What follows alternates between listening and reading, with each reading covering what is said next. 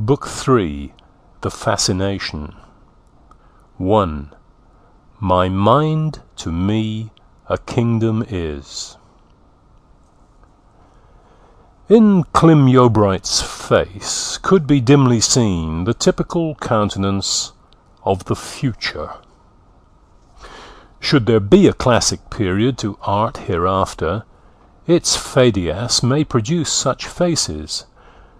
The view of life as a thing to be put up with, replacing that zest for existence which was so intense in early civilizations, must ultimately enter so thoroughly into the constitution of the advanced races that its facial expression will become accepted as a new artistic departure. People already feel that a man who lives without disturbing a curve of feature or setting a mark of mental concern anywhere upon himself is too far removed from modern perceptiveness to be a modern type. Physically beautiful men, the glory of the race when it was young, are almost an anachronism now, and we may wonder whether, at some time or other, physically beautiful women may not be an anachronism likewise. The truth seems to be that a long line of disillusive centuries has permanently displaced the Hellenic idea of life, or whatever it may be called. What the Greeks only suspected, we know well. What their Aeschylus imagined, our nursery children feel. That old-fashioned revelling in the general situation grows less and less possible as we uncover the defects of natural laws and see the quandary that man is in by their operation. The lineaments which will get embodied in ideals based upon this new recognition will probably be akin to those of Yeobright. The observer's eye was arrested not by his face as a picture, but by his face as a page, not by what it was, but by what it recorded. His features were attractive in the light of symbols, as sounds intrinsically common become attractive in language, and as shapes intrinsically simple become interesting in writing. He had been a lad of whom something was expected. Beyond this, all had been chaos. That he would be successful in an original way, or that he would go to the dogs in an original way, seemed equally probable. The only absolute certainty about him was that he would not stand still in the circumstances amid which he was born. Hence, when his name was casually mentioned by neighbouring yeomen, the listener said, "Ah, Clym Yeobright! What's he doing now?" When the instinctive question about a person is, "What's he doing?" it is felt that he will not be found to be, like most of us, doing nothing in particular. There is an indefinite sense that he must be invading some region of singularity, good or bad. The devout hope is that he's doing well. The secret faith is that he's making a mess of it. Half a dozen comfortable market men who were habitual callers at the Quiet Woman as they passed by in their carts were partial to the topic. In fact, though they were not Egdon men, they could hardly avoid it while they sucked their long clay tubes and regarded the heath through the window. Clym had been so inwoven with the heath in his boyhood that hardly anybody could look upon it without thinking of him. So the subject recurred. If he were making a fortune and a name, so much the better for him. If he were making a tragical figure in the world, so much the better for a narrative.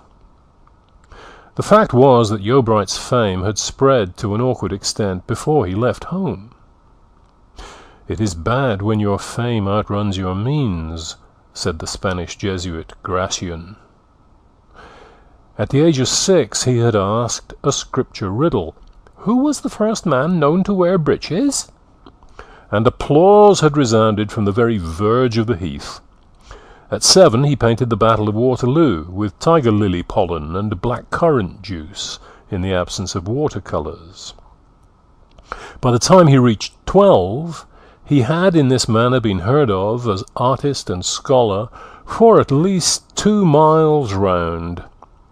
An individual whose fame spreads 3,000 or 4,000 yards in the time taken by the fame of others similarly situated to travel 600 or 800 must of necessity have something in him. Possibly Klim's fame, like Homer's, owed something to the accidents of his situation. Nevertheless, famous he was. He grew up and was helped out in life. That waggery of fate which started Clive as a writing clerk, Gay as a linen draper, Keats as a surgeon, and 1,000 others in 1,000 other odd ways, banished the wild and ascetic heath lad to a trade whose sole concern was with the especial symbols of self-indulgence and vainglory. The details of this choice of a business for him it is not necessary to give. At the death of his father, a neighbouring gentleman had kindly undertaken to give the boy a start, and this assumed the form of sending him to Budmouth. Yeobright did not wish to go there, but it was the only feasible opening. Thence he went to London, and thence, shortly after, to Paris, where he had remained till now.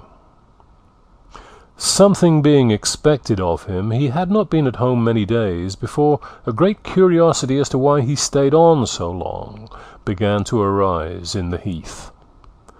The natural term of a holiday had passed, yet he still remained. On the Sunday morning following the week of Thomasin's marriage, a discussion on this subject was in progress at a hair-cutting before Fairway's house. Here the local barbering was always done at this hour on this day, to be followed by the great Sunday wash of the inhabitants at noon, which in its turn was followed by the great Sunday dressing an hour later. On Egdon Heath, Sunday proper did not begin till dinner-time, and even then it was a somewhat battered specimen of the day. These Sunday morning hair-cuttings were performed by Fairway, the victim sitting on a chopping block in front of the house without a coat, and the neighbours gossiping round, idly observing the locks of hair as they rose upon the wind after the snip and flew away out of sight to the 4 quarters of the heavens. Summer and winter the scene was the same, unless the wind were more than usually blusterous, when the stool was shifted a few feet round the corner. To complain of cold in sitting out of doors, hatless and coatless, while Fairway told true stories between the cuts of the scissors, would have been to pronounce yourself no man at once. To flinch, exclaim, or move a muscle of the face at the small stabs under the ear received from those instruments, or at scarifications of the neck by the comb, would have been thought a gross breach of good manners, considering that Fairway did it all for nothing. A bleeding about the pole on Sunday afternoons was amply accounted for by the explanation, "Oh, I've had my hair cut, you know." The conversation on Yeobright had been started by a distant view of the young man rambling leisurely across the heath before them. "A man who's doing well elsewhere wouldn't bide here 2 or 3 weeks for nothing," said Fairway. "He's got some project in's head, depend upon that." "Well, I can't keep a diamond shop here," said Sam. "I don't see why he should have had them 2 heavy boxes home if he hadn't been going to bide, and what there is for him to do here the Lord in heaven knows." Before many more surmises could be indulged in, Yeobright had come near, and seeing the hair-cutting group, he turned aside to join them. Marching up and looking critically at their faces for a moment, he said, without introduction, "Now, folks, let me guess what you've been talking about." "Aye, sure, if you will," said Sam. "About me." No, it's a thing I shouldn't have dreamed of doing otherwise, said Fairway in a tone of integrity. But since you've named it, Master Yeobright, I'll own that we was talking about he. We were wondering what could keep you home here molly-horning about, when you have made such a worldwide name for yourself in the knick-knack trade. Now, that's the truth of it. I'll tell you, said Yeobright, with unexpected earnestness. I'm not sorry to have the opportunity. I've come home because, all things considered, I can be a trifle less useless here than anywhere else. But I have only lately found this out. When I first got away from home, I thought this place was not worth troubling about. I thought our life here was contemptible. To oil your boots instead of blacking them, to dust your coat with a switch instead of a brush, was there ever anything more ridiculous, I said. Oh, so 'tis. No, you're wrong, it isn't. Beg your pardon, we thought that was your meaning. Well, as my views changed, my course became very depressing. I found I was trying to be like people who had hardly anything in common with myself. I was endeavouring to put off one sort of life for another sort of life, which was not better than the life I had known before. It was simply different. Oh, true. A sight different, said Fairway. Yes, Paris must be a taking place, said Humphrey. Grand shop windows, trumpets, and drums.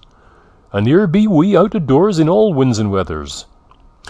But you mistake me, pleaded Clym. All this was very depressing, but not so depressing as something I next perceived, that my business was the idlest, vainest, most effeminate business that ever a man could be put to. That decided me. I would give it up, and try to follow some rational occupation among the people I knew best, and to whom I could be of most use. I have come home, and this is how I mean to carry out my plan. I shall keep a school as near to Egdon as possible, so as to be able to walk over here and have a night school in my mother's house. But I must study a little at first to get properly qualified. Now, neighbours, I must go. And Clym resumed his walk across the heath. Oh, he'll never carry it out in the world, said Fairway. In a few weeks he'll learn to see things otherwise. 'Tis good-hearted of the young man, said another. But for my part, I think he had better mind his business. End of chapter 1.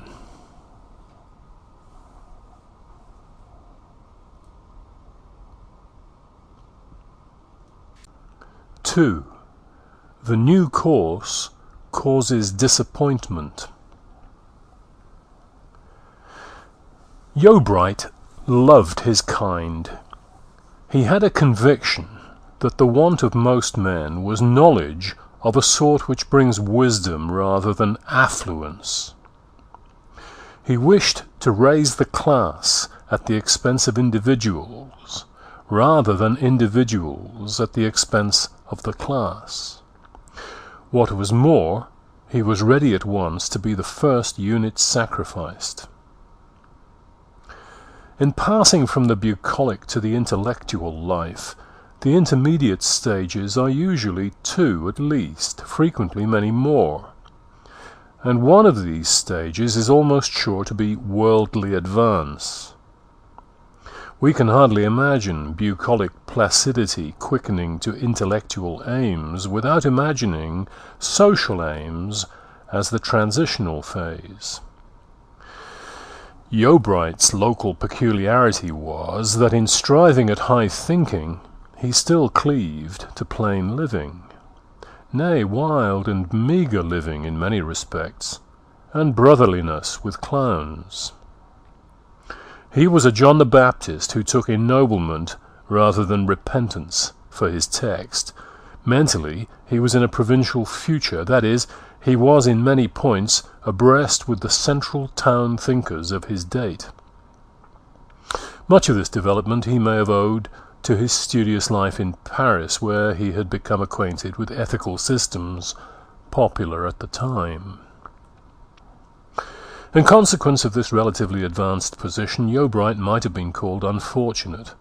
The rural world was not ripe for him. A man should be only partially before his time.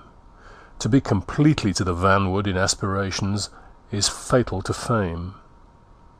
Had Philip's warlike son been intellectually so far ahead as to have attempted civilization without bloodshed, he would have been twice the godlike hero that he seemed, but nobody would have heard of an Alexander. In the interests of renown, the forwardness should lie chiefly in the capacity to handle things. Successful propagandists have succeeded because the doctrine they bring into form is that which their listeners have for some time felt without being able to shape. A man who advocates aesthetic effort and deprecates social effort is only likely to be understood by a class to which social effort has become a stale matter. To argue upon the possibility of culture before luxury to the bucolic world may be to argue truly, but it is an attempt to disturb a sequence to which humanity has been long accustomed. Yeobright, preaching to the Egdon eremites that they might rise to a serene comprehensiveness without going through the process of enriching themselves, was not unlike arguing to ancient Chaldeans that in ascending from earth to the pure empyrean it was not necessary to pass first into the intervening heaven of ether. Was Yeobright's mind well proportioned? No. A well-proportioned mind is one which shows no particular bias, one of which we may safely say that it will never cause its owner to be confined as a madman, tortured as a heretic, or crucified as a blasphemer. Also, on the other hand, that it will never cause him to be applauded as a prophet, revered as a priest, or exalted as a king. Its usual blessings are happiness and mediocrity. It produces the poetry of Rogers, the paintings of West, the statecraft of North, the spiritual guidance of Tomlin, enabling its possessors to find their way to wealth, to wind up well, to step with dignity off the stage, to die comfortably in their beds, and to get the decent monument which, in many cases, they deserve. It never would have allowed Yeobright to do such a ridiculous thing as throw up his business to benefit his fellow creatures. He walked along towards home without attending to paths. If anyone knew the heath well, it was Clym. He was permeated with its scenes, with its substance, and with its odours. He might be said to be its product. His eyes had first opened thereon. With its appearance, all the first images of his memory were mingled. His estimate of life had been coloured by it. His toys had been the flint knives and arrowheads which he found there, wondering why stones should grow to such odd shapes. His flowers, the purple bells and yellow firs. His animal kingdom, the snakes and croppers. His society, its human haunters. Take all the varying hates felt by Eustacia Vi towards the heath, and translate them into loves, and you have the heart of Clym. He gazed upon the wide prospect as he walked, and was glad. To many persons this Egdon was a place which had slipped out of its century generations ago, to intrude as an uncouth object into this.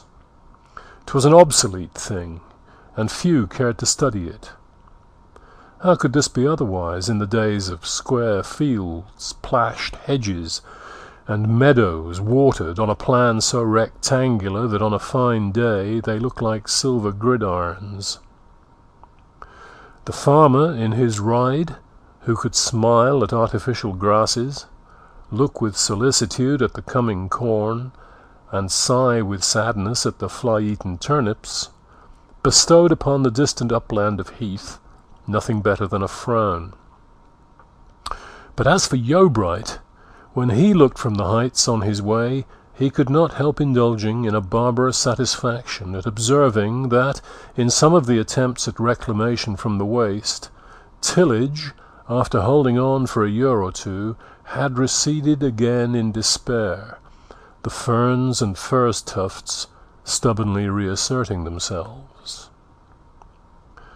He descended into the valley, and soon reached his home at Bloom's End. His mother was snipping dead leaves from the window plants. She looked up at him as if she did not understand the meaning of his long stay with her. Her face had worn that look for several days. He could perceive that the curiosity which had been shown by the hair-cutting group amounted in his mother to concern. But she had asked no question with her lips, even when the arrival of his trunks suggested that he was not going to leave her soon. Her silence besought an explanation of him more loudly than words. "I'm not going back to Paris again, Mother," he said. "At least, in my old capacity. I've given up the business." Mrs. Yeobright turned in pained surprise. "Oh, I thought something was amiss because of the boxes. I wonder you didn't tell me sooner. I ought to have done it, but I've been in doubt whether you would be pleased with my plan. I was not quite clear on a few points myself. I'm going to take an entirely new course." "I'm astonished, Clem. How can you want to do better than you've been doing?" "Very easily. But I shall not do better in the way you mean. I suppose it will be called doing worse. But I hate that business of mine, and I want to do some worthy thing before I die. As a schoolmaster, I think to do it. A schoolmaster to the poor and ignorant, to teach them what nobody else will. After all the trouble that's been taken to give you a start, and when there is nothing to do but to keep straight on towards affluence, you say you will be a poor man's schoolmaster. Your fancies will be your ruin, Clem." Mrs. Yeobright spoke calmly, but the force of feeling behind the words was but too apparent to one who knew her as well as her son did. He did not answer. There was in his face that hopelessness of being understood which comes when the objector is constitutionally beyond the reach of a logic that even under favouring conditions is almost too coarse a vehicle for the subtlety of the argument. No more was said on the subject till the end of dinner. His mother then began, as if there had been no interval since the morning. "It disturbs me, Clem, to find that you have come home with such thoughts as those.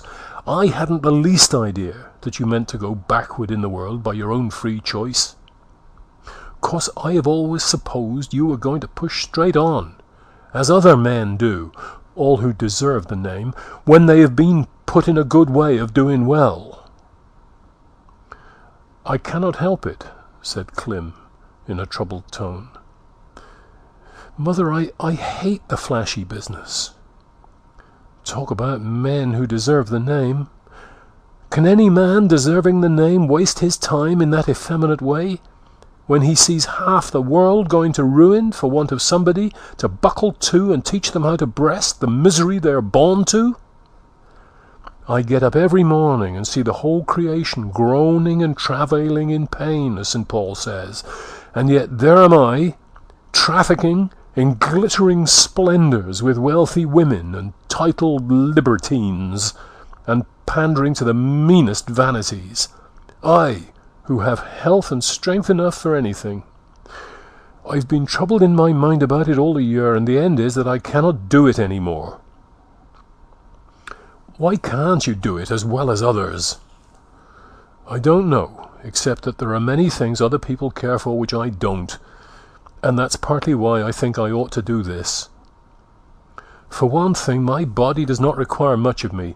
I cannot enjoy delicacies. Good things are wasted upon me.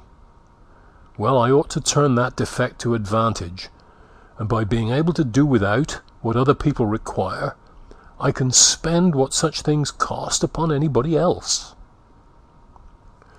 Now Yeobright, having inherited some of these very instincts from the woman before him, could not fail to awaken a reciprocity in her through her feelings, if not by arguments, disguise it as she might for his good. She spoke with less assurance.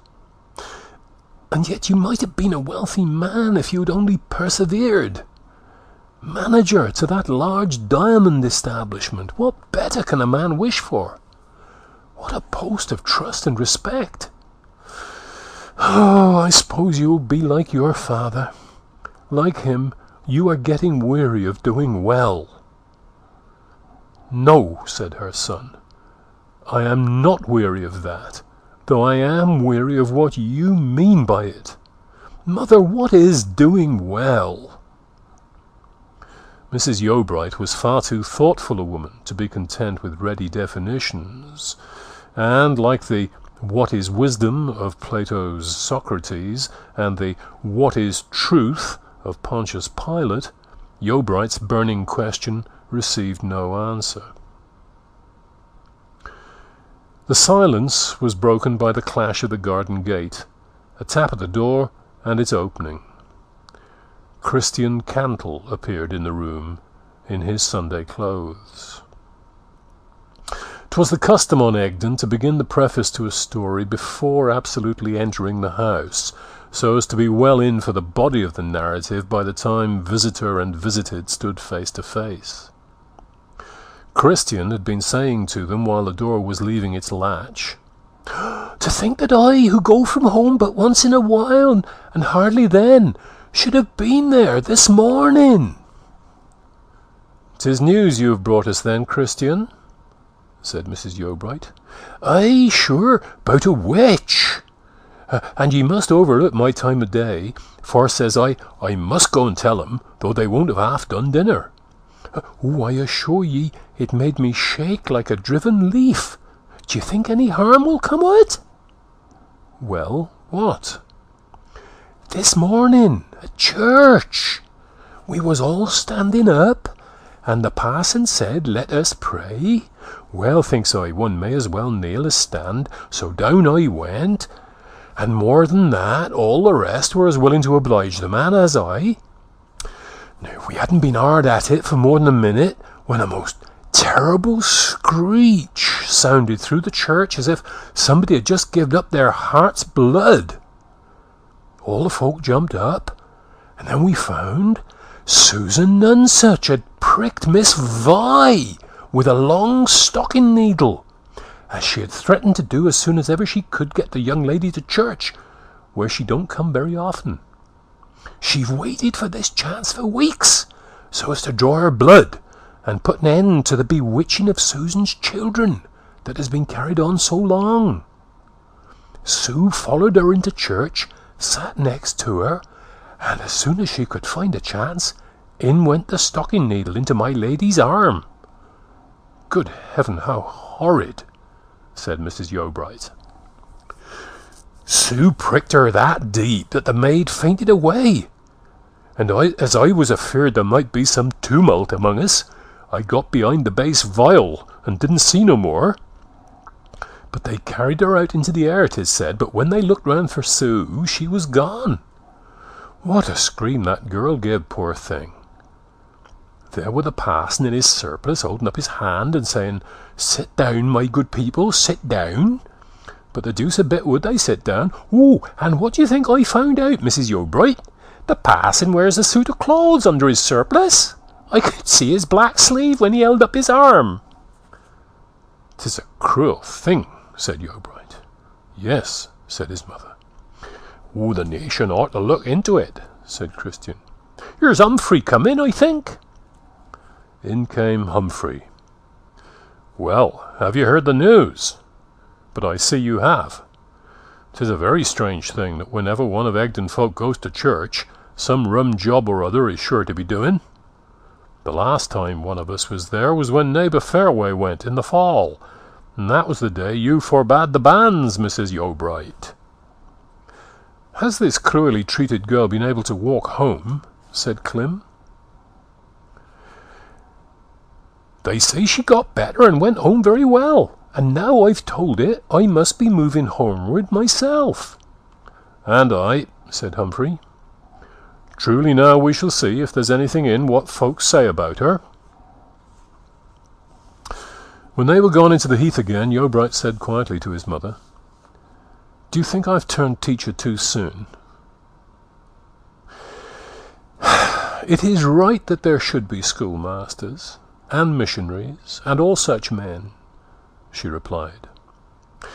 "But it is right, too, that I should try to lift you out of this life into something richer, and that you should not come back again and be as if I had not tried at all." Later in the day, Sam, the turf cutter, entered.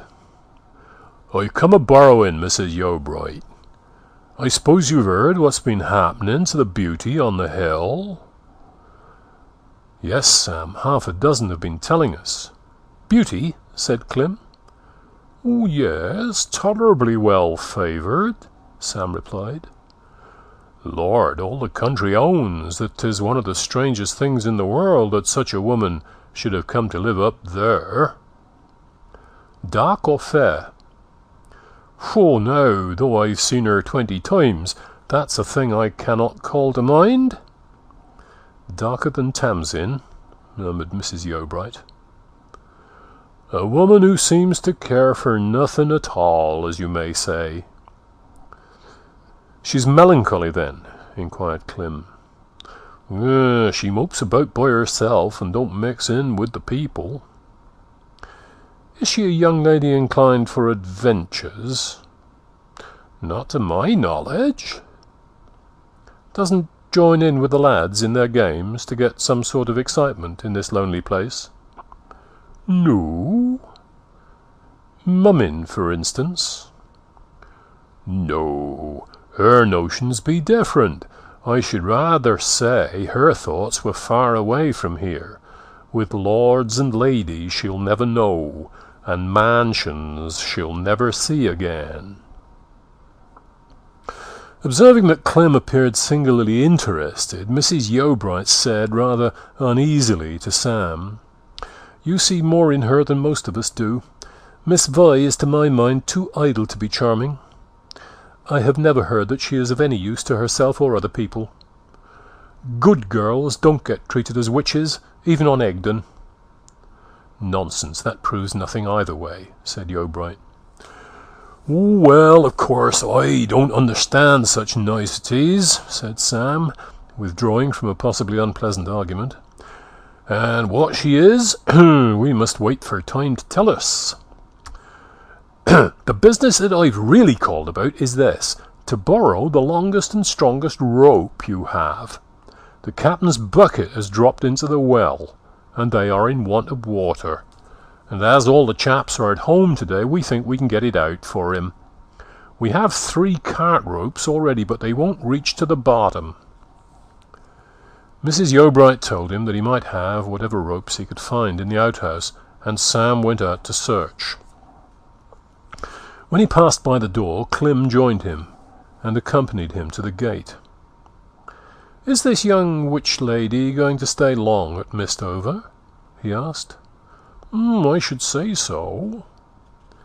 "What a cruel shame to ill-use her.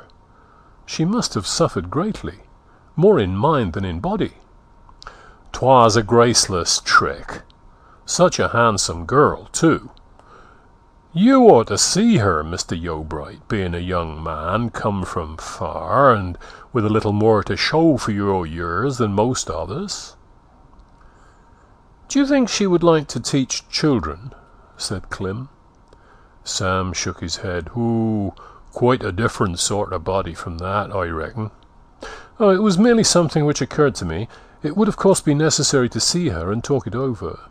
Not an easy thing, by the way, for my family and hers are not very friendly." "I'll tell you how you might see her, Mr. Yeobright," said Sam. "We are going to grapple for the bucket at 6 o'clock tonight at her house, and you could lend a hand. There's 5 or 6 coming, but the well is deep, and another might be useful if you don't mind appearing in that shape. She's sure to be walking round." "I'll think of it," said Yeobright, and they parted. He thought of it a good deal, but nothing more was said about Eustacia inside the house at that time. Whether this romantic martyr to superstition and the melancholy mummer he had conversed with under the full moon were one and the same person remained as yet a problem. End of chapter 2.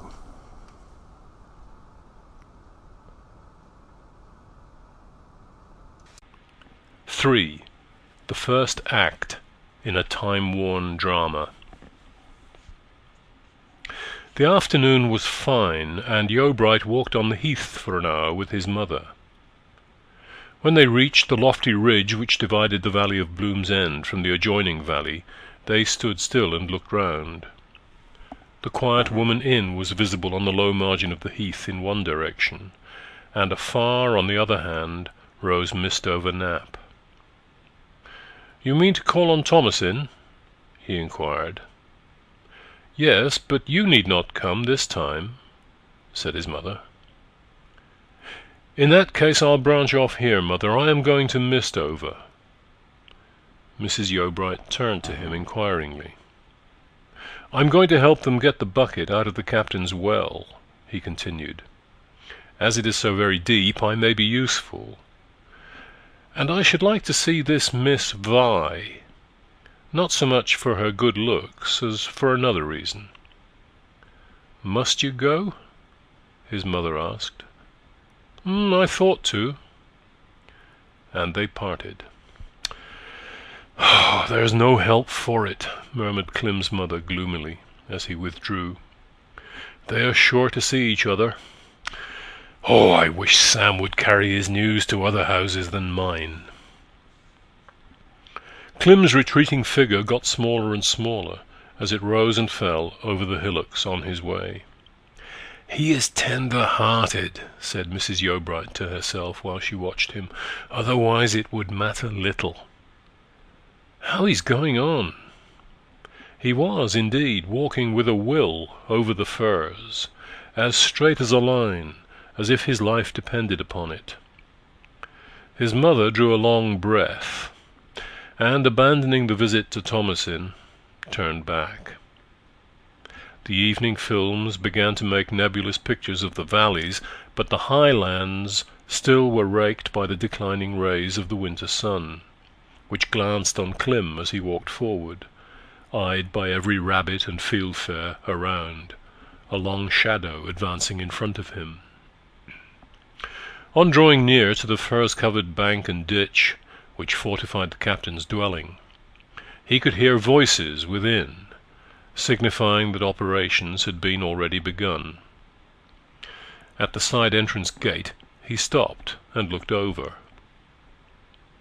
Half a dozen able-bodied men were standing in a line from the well mouth, holding a rope which passed over the well roller into the depths below.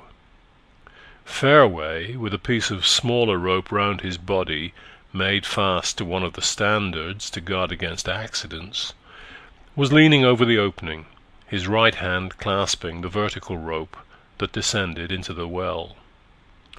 "Now, silence, folks!" said Fairway.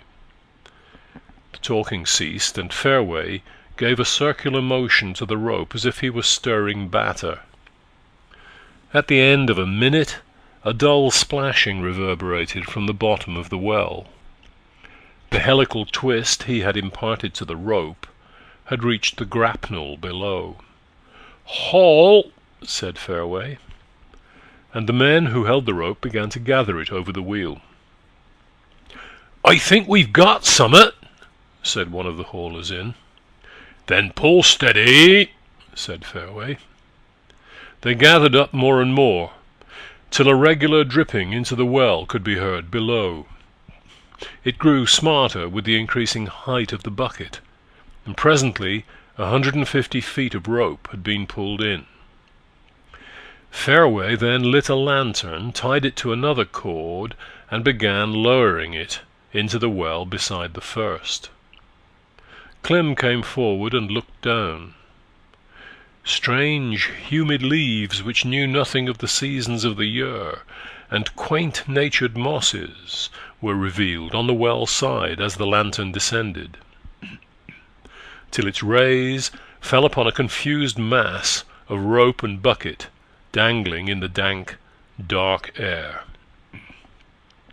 "We've only gotten by the edge of the hoop. Steady, for God's sake," said Fairway. They pulled with the greatest gentleness till the wet bucket appeared about 2 yards below them, like a dead friend come to earth again. 3 or 4 hands were stretched out, then jerk went the rope, whiz went the wheel, the 2 foremost haulers fell backward, the beating of a falling body was heard receding down the sides of the well, and a thunderous uproar arose at the bottom. The bucket was gone again. "Oh, damn the bucket!" said Fairway. "Lower again," said Sam. "Oh, I'm as stiff as a ram's horn, stooping so long," said Fairway, standing up and stretching himself till his joints creaked. "Rest a few minutes, Timothy," said Yeobright. "I'll take your place." The grapnel was again lowered. Its smart impact upon the distant water reached their ears like a kiss, whereupon Yeobright knelt down, and leaning over the well, began dragging the grapnel round and round as Fairway had done. "Tie a rope round him! It's dangerous!" cried a soft and anxious voice somewhere above them. Everybody turned. The speaker was a woman gazing down upon the group from an upper window whose panes blazed in the ruddy glare from the west. Her lips were parted, and she appeared for the moment to forget where she was. The rope was accordingly tied round his waist, and the work proceeded. At the next haul the weight was not heavy, and it was discovered that they had only secured a coil of the rope detached from the bucket. The tangled mass was thrown into the background. Humphrey took Yeobright's place, and the grapnel was lowered again. Yeobright retired to the heap of recovered rope in a meditative mood. Of the identity between the lady's voice and that of the melancholy mummer he had not a moment's doubt. "How thoughtful of her," he said to himself. Eustacia, who had reddened when she perceived the effect of her exclamation upon the group below, was no longer to be seen at the window, though Yeobright scanned it wistfully. While he stood there, the men at the well succeeded in getting up the bucket without a mishap. One of them went to inquire for the captain, to learn what orders he wished to give for mending the well tackle.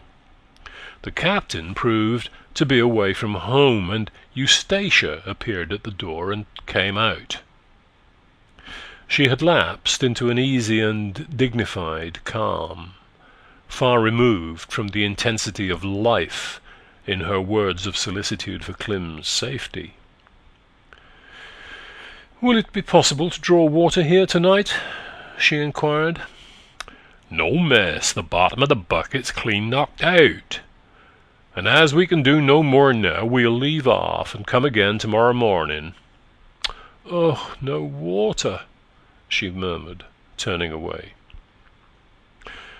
"I can send you up some from Bloom's End," said Clem, coming forward and raising his hat as the men retired. Yeobright and Eustacia looked at each other for one instant, as if each had in mind those few moments during which a certain moonlight scene was common to both. With the glance, the calm fixity of her features sublimed itself to an expression of refinement and warmth. It was like garish noon rising to the dignity of sunset in a couple of seconds. "Oh, thank you, it will hardly be necessary," she replied. "But if you have no water—" "Well, it is what I call no water," she said, blushing, and lifting her long-lashed eyelids, as if to lift them were a work requiring consideration. "But my grandfather calls it water enough. I'll show you what I mean." She moved away a few yards, and Clem followed. When she reached the corner of the enclosure where the steps were formed for mounting the boundary bank, she sprang up with a lightness which seemed strange after her listless movement towards the well. It incidentally showed that her apparent languor did not arise from lack of force. Clem ascended behind her and noticed a circular burnt patch at the top of the bank. "Ashes?" he said. "Yes," said Eustacia. "We had a little bonfire here last 5th of November, and those are the marks of it." On that spot had stood the fire she had kindled to attract Wild Eve. "That's the only kind of water we have," she continued, tossing a stone into the pool which lay on the outside of the bank like the white of an eye without its pupil. The stone fell with a flounce, but no Wild Eve appeared on the other side, as on a previous occasion there. "My grandfather says he lived for more than 20 years at sea, on water twice as bad as that," she went on, "and considers it quite good enough for us here on an emergency. Well, as a matter of fact, there are no impurities in the water of these pools at this time of the year. It has only just rained into them." She shook her head. "I am managing to exist in a wilderness, but I cannot drink from a pond," she said. Clem looked towards the well, which was now deserted, the men having gone home.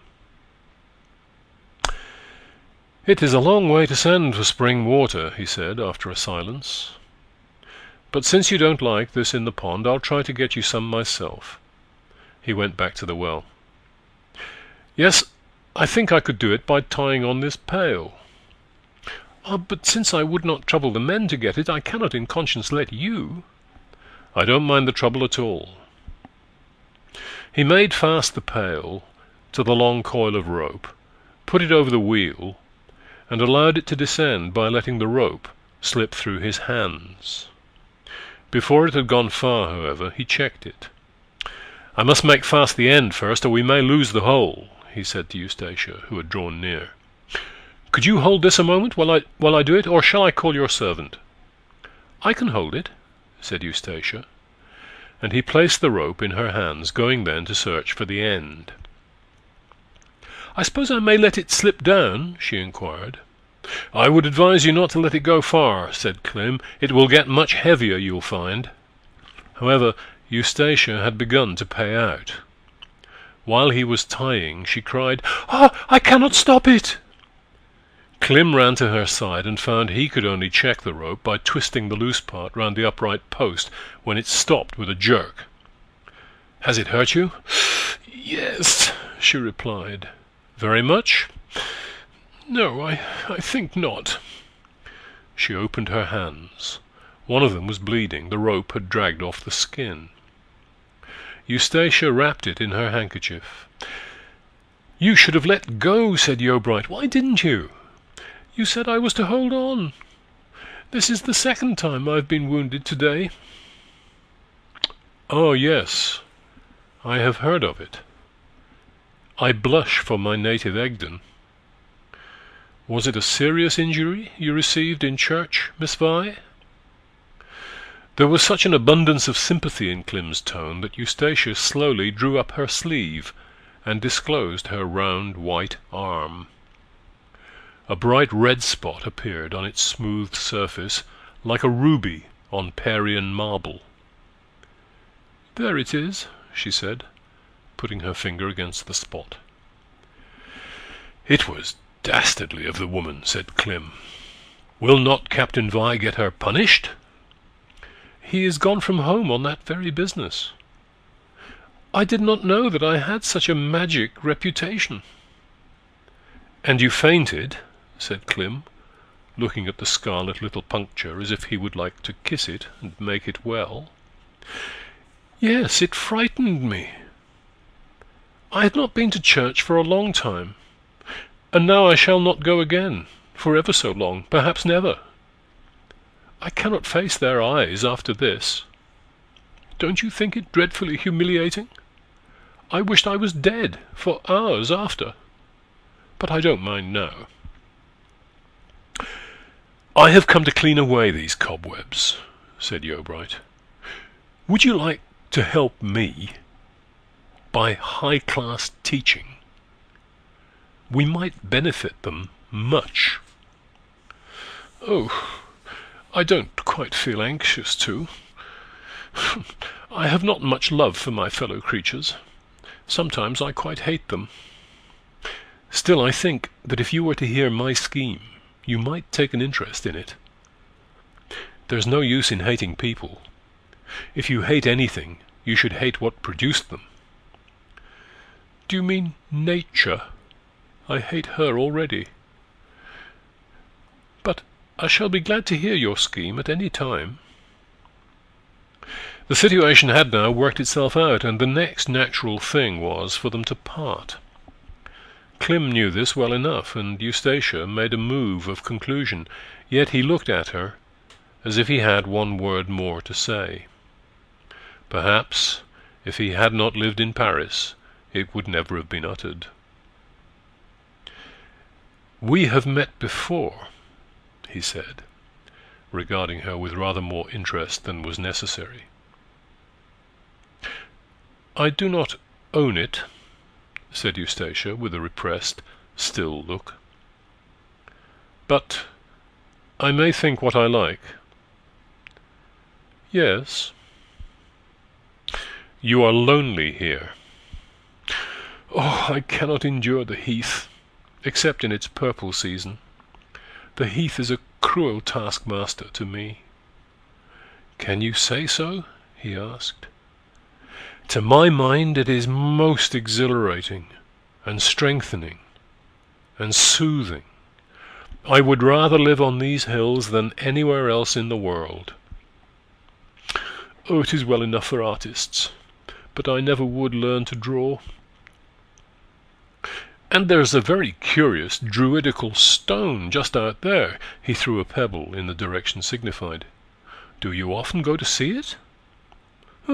"I was not even aware that there existed any such curious druidical stone. I am aware that there are boulevards in Paris." Yeobright looked thoughtfully on the ground. "That means much," he said.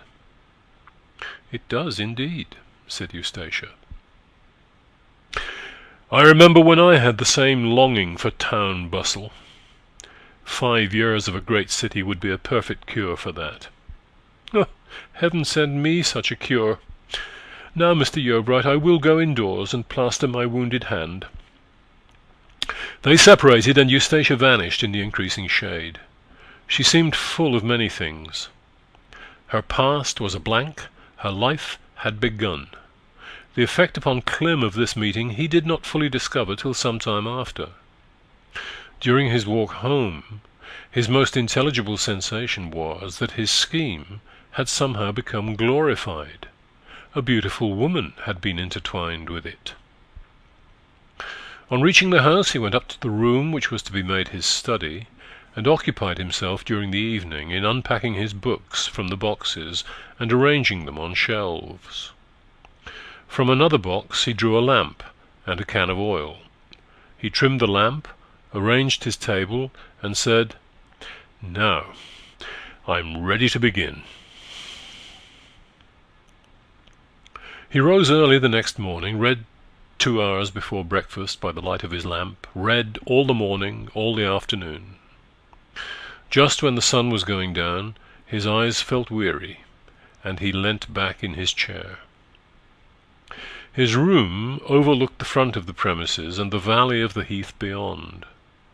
The lowest beams of the winter sun threw the shadow of the house over the palings, across the grass margin of the heath, and far up the vale, where the chimney outlines and those of the surrounding tree-tops stretched forth in long, dark prongs. Having been seated at work all day, he decided to take a turn upon the hills before it got dark, and going out forthwith, he struck across the heath towards Mistover. It was an hour and a half later when he again appeared at the garden gate. The shutters of the house were closed, and Christian Cantle, who had been wheeling manure about the garden all day, had gone home. On entering, he found that his mother, after waiting a long time for him, had finished her meal. "Where have you been, Clem?" she immediately said. "Why didn't you tell me you were going away at this time?" "I've been on the heath." "You'll meet Eustacia Vi if you go up there." Clem paused a minute. "Yes, I met her this evening," he said, as though it were spoken under the sheer necessity of preserving honesty. I wondered if you had. It was no appointment. No, such meetings never are. But you're not angry, Mother?" "I can hardly say that I am not. Angry? No. But when I consider the usual nature of the drag which causes men of promise to disappoint the world, I feel uneasy." "You deserve credit for the feeling, Mother, but I can assure you that you need not be disturbed by it on my account.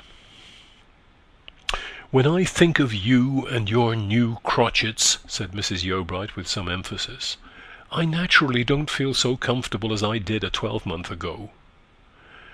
It is incredible to me that a man accustomed to the attractive women of Paris and elsewhere should be so easily worked upon by a girl in a heath. You could just as well have walked another way." "I had been studying all day." "Well, yes," she added more hopefully, "I have been thinking that you might get on as a schoolmaster and rise that way, since you are really determined to hate the course you were pursuing." Yeobright was unwilling to disturb this idea, though his scheme was far enough removed from one wherein the education of youth should be made a mere channel of social ascent. He had no desires of that sort. He had reached the stage in a young man's life when the grimness of the general human situation first becomes clear, and the realization of this causes ambition to halt a while. In France, it is not uncustomary to commit suicide at this stage. In England, we do much better, or much worse, as the case may be. The love between the young man and his mother was strangely invisible now. Of love it may be said, the less earthly, the less demonstrative. In its absolutely indestructible form, it reaches a profundity in which all exhibition of itself is painful. 'Twas so with these. Had conversations between them been overheard, people would have said, "How cold they are to each other." His theory and his wishes about devoting his future to teaching had made an impression on Mrs. Yeobright. Indeed, how could it be otherwise, when he was a part of her, when their discourses were as if carried on between the right and the left hands of the same body? He had despaired of reaching her by argument, and it was almost as a discovery to him that he could reach her by a magnetism which was as superior to words as words are to yells. Strangely enough, he began to feel now that it would not be so hard to persuade her, who was his best friend, that comparative poverty was essentially the higher course for him, as to reconcile to his feelings the act of persuading her. From every provident point of view, his mother was so undoubtedly right that he was not without a sickness of heart in finding he could shake her. She had a singular insight into life, considering that she had never mixed with it. There are instances of persons who, without clear ideas of the things they criticize, have yet had clear ideas of the relations of those things. Blacklock, a poet blind from his birth, could describe visual objects with accuracy. Professor Sanderson, who was also blind, gave excellent lectures on colour, and taught others the theory of ideas which they had and he had not. In the social sphere, these gifted ones are mostly women.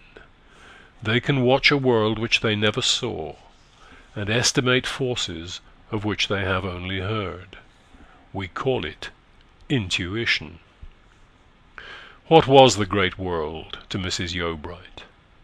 A multitude whose tendencies could be perceived, though not its essences. Communities were seen by her as from a distance.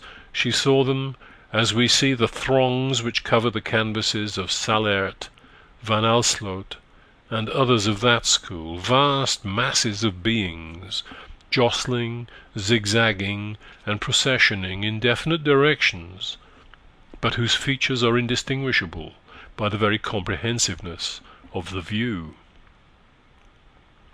One could see that, as far as it had gone, her life was very complete on its reflective side. The philosophy of her nature, and its limitation by circumstances, was almost written in her movements. They had a majestic foundation, though they were far from being majestic, and they had a groundwork of assurance, but they were not assured. As her once elastic walk had become deadened by time, so had her natural pride of life been hindered in its blooming by her necessities.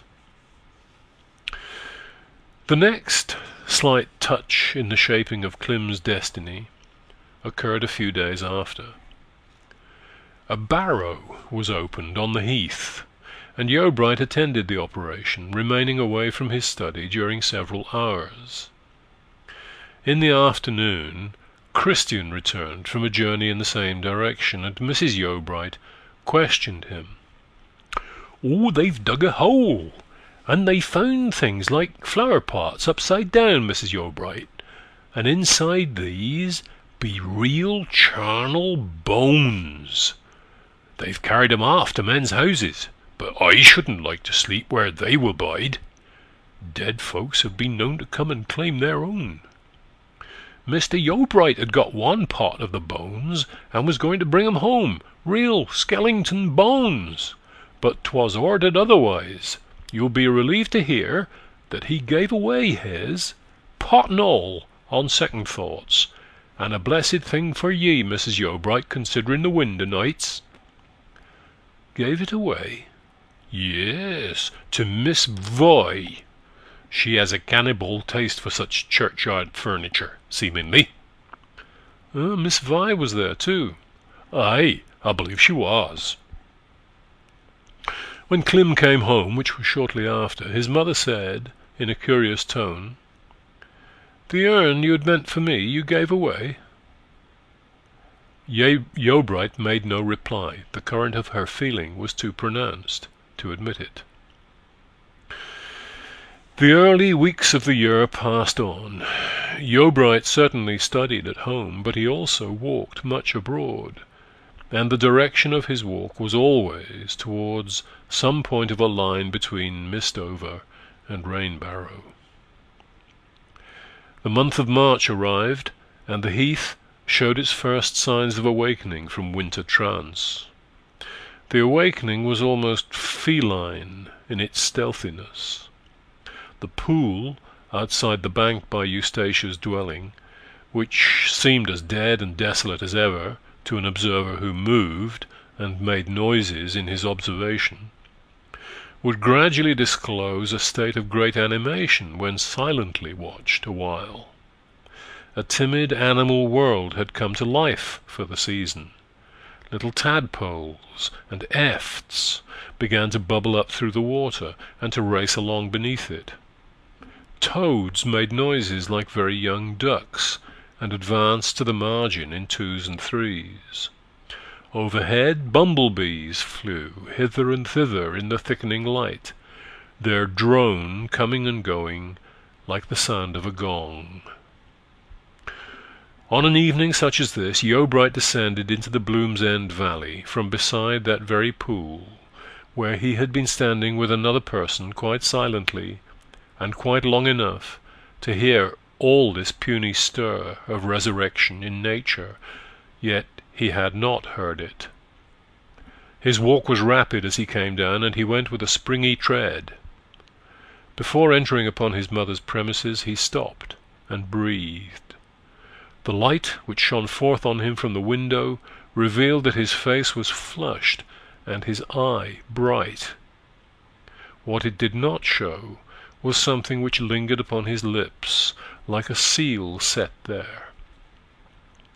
The abiding presence of this impress was so real that he hardly dared to enter the house, for it seemed as if his mother might say, "What red spot is that glowing upon your mouth so vividly?" But he entered soon after.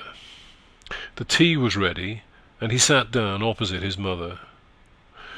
She did not speak many words, and as for him, something had just been done, and some words had just been said on the hill, which prevented him from beginning a desultory chat. His mother's taciturnity was not without ominousness, but he appeared not to care. He knew why she said so little, but he could not remove the cause of her bearing towards him. These half-silent sittings were far from uncommon with them now. At last Yeobright made a beginning of what was intended to strike at the whole root of the matter. "5 days have we sat like this at meals, with scarcely a word. What's the use of it, mother?" "None," said she, in a heart-swollen tone. "But there is only too good a reason." "Not when you know all. I've been wanting to speak to you about this, and I'm glad the subject is begun. The reason, of course, is Eustacia Vi. Well, I confess I have seen her lately, and have seen her a good many times. Yes, and I know what that amounts to. It troubles me, Clym. You are wasting your life here, and it is solely on account of her. If it had not been for that woman, you would never have entertained this teaching scheme at all." Clym looked hard at his mother. "You know that is not it," he said. "Well, I know you had decided to attempt it before you saw her, but that would have ended in intentions. It was very well to talk of, but ridiculous to put in practice. I fully expected that in the course of a month or two you would have seen the folly of such self-sacrifice, and would have been by this time back again to Paris in some business or other. I can understand objections to the diamond trade. I really was thinking that it might be inadequate to the life of a man like you, even though it might have made you a millionaire. But now I see how mistaken you are about this girl, I doubt if you could be correct about other things." "How am I mistaken in her?" "She is lazy and dissatisfied. But that is not all of it. Supposing her to be as good a woman as any you can find, which she certainly is not, why do you wish to connect yourself with anybody at present?" "Well, there are practical reasons," Clym began, and then almost broke off, under an overpowering sense of the weight of argument which could be brought against his statement.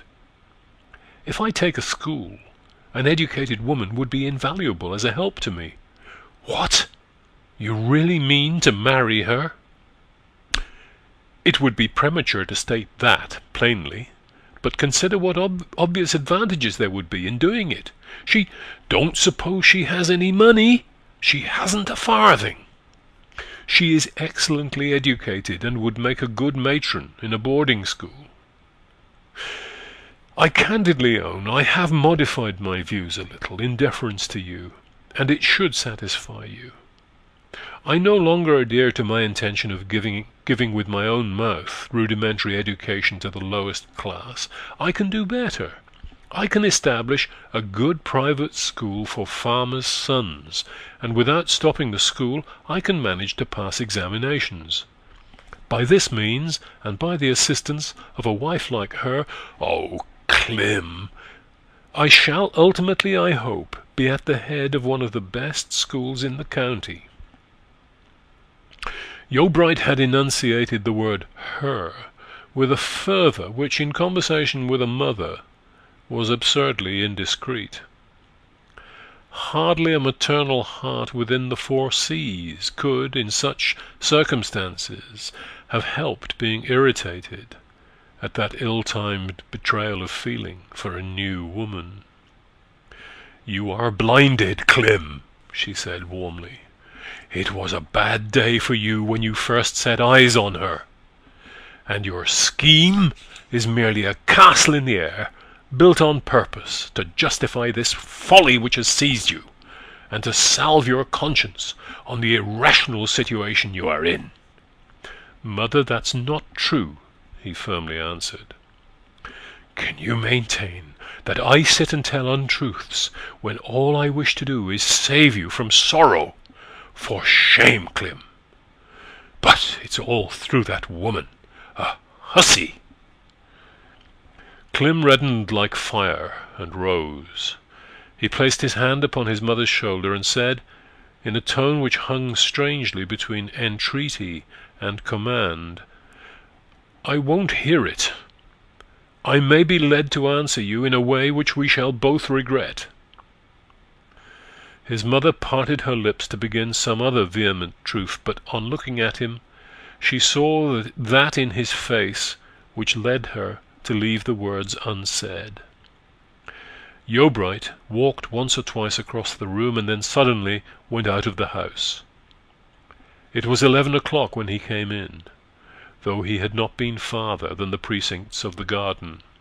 His mother was gone to bed. A light was left burning on the table, and supper was spread.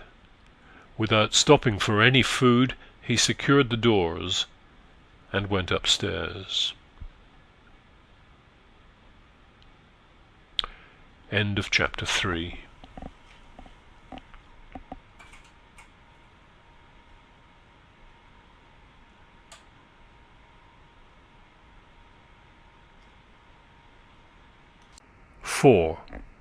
An hour of bliss and many hours of sadness. The next day was gloomy enough at Bloom's End. Yeobright remained in his study, sitting over the open books, but the work of those hours was miserably scant.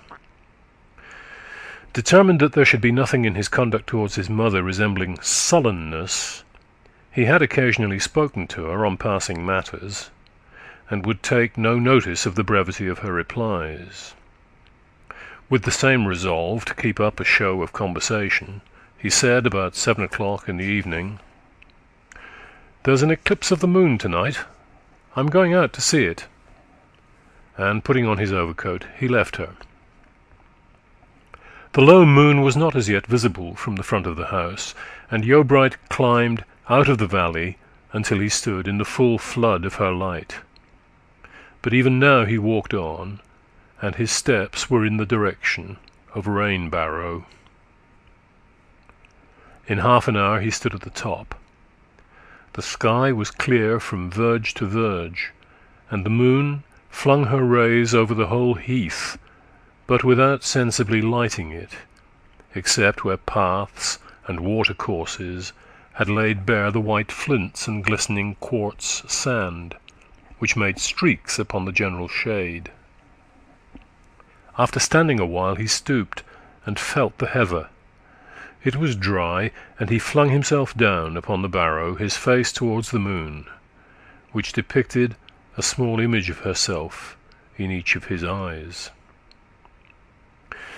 He had often come up here without stating his purpose to his mother, but this was the first time that he had been ostensibly frank as to his purpose, while really concealing it.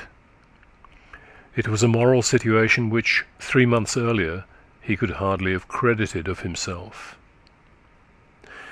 In returning to labour in this sequestered spot, he had anticipated an escape from the chafing of social necessities.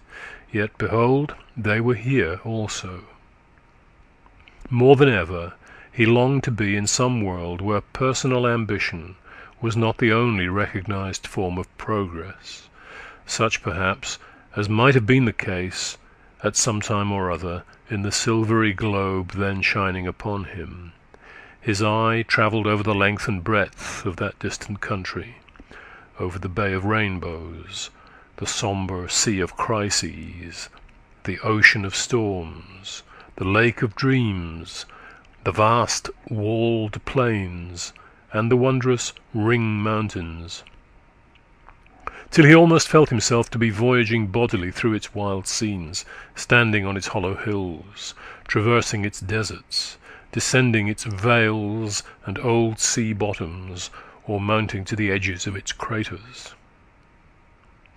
While he watched the far-removed landscape, a tawny stain grew into being on the lower verge. The eclipse had begun. This marked a preconcerted moment, for the remote celestial phenomenon had been pressed into sublunary service as a lover's signal. Yeobright's mind flew back to earth at the sight. He arose, shook himself, and listened. Minute after minute passed by, perhaps 10 minutes passed, and the shadow on the moon perceptibly widened. He heard a rustling on his left hand. A cloaked figure with an upturned face appeared at the base of the barrow, and Clym descended. In a moment the figure was in his arms, and his lips upon hers. "My Eustacia!" "Clym, dearest!" Such a situation had less than 3 months brought forth. They remained long without a single utterance, for no language could reach the level of their condition. Words were as the rusty implements of a bygone barbarous epoch, and only to be occasionally tolerated. "I began to wonder why you did not come," said Yeobright, when she had withdrawn a little from his embrace. "You said 10 minutes after the first mark of shade on the edge of the moon, and that's what it is now." "Well, let us only think that here we are." Then, holding each other's hand, they were again silent, and the shadow on the moon's disk grew a little larger. "Has it seemed long since you last saw me?" she asked. "It has seemed sad." "And not long? That's because you occupy yourself, and so blind yourself to my absence. To me, who can do nothing, it has been like living under stagnant water." "I would rather bear tediousness, dear, than have time made short by such means as have shortened mine." "In what way is that? You have been thinking you wished you did not love me." "How can a man wish that, and yet love on? No, Eustacia." "Men can, women cannot." "Well, whatever I may have thought, one thing is certain. I do love you, past all compass and description.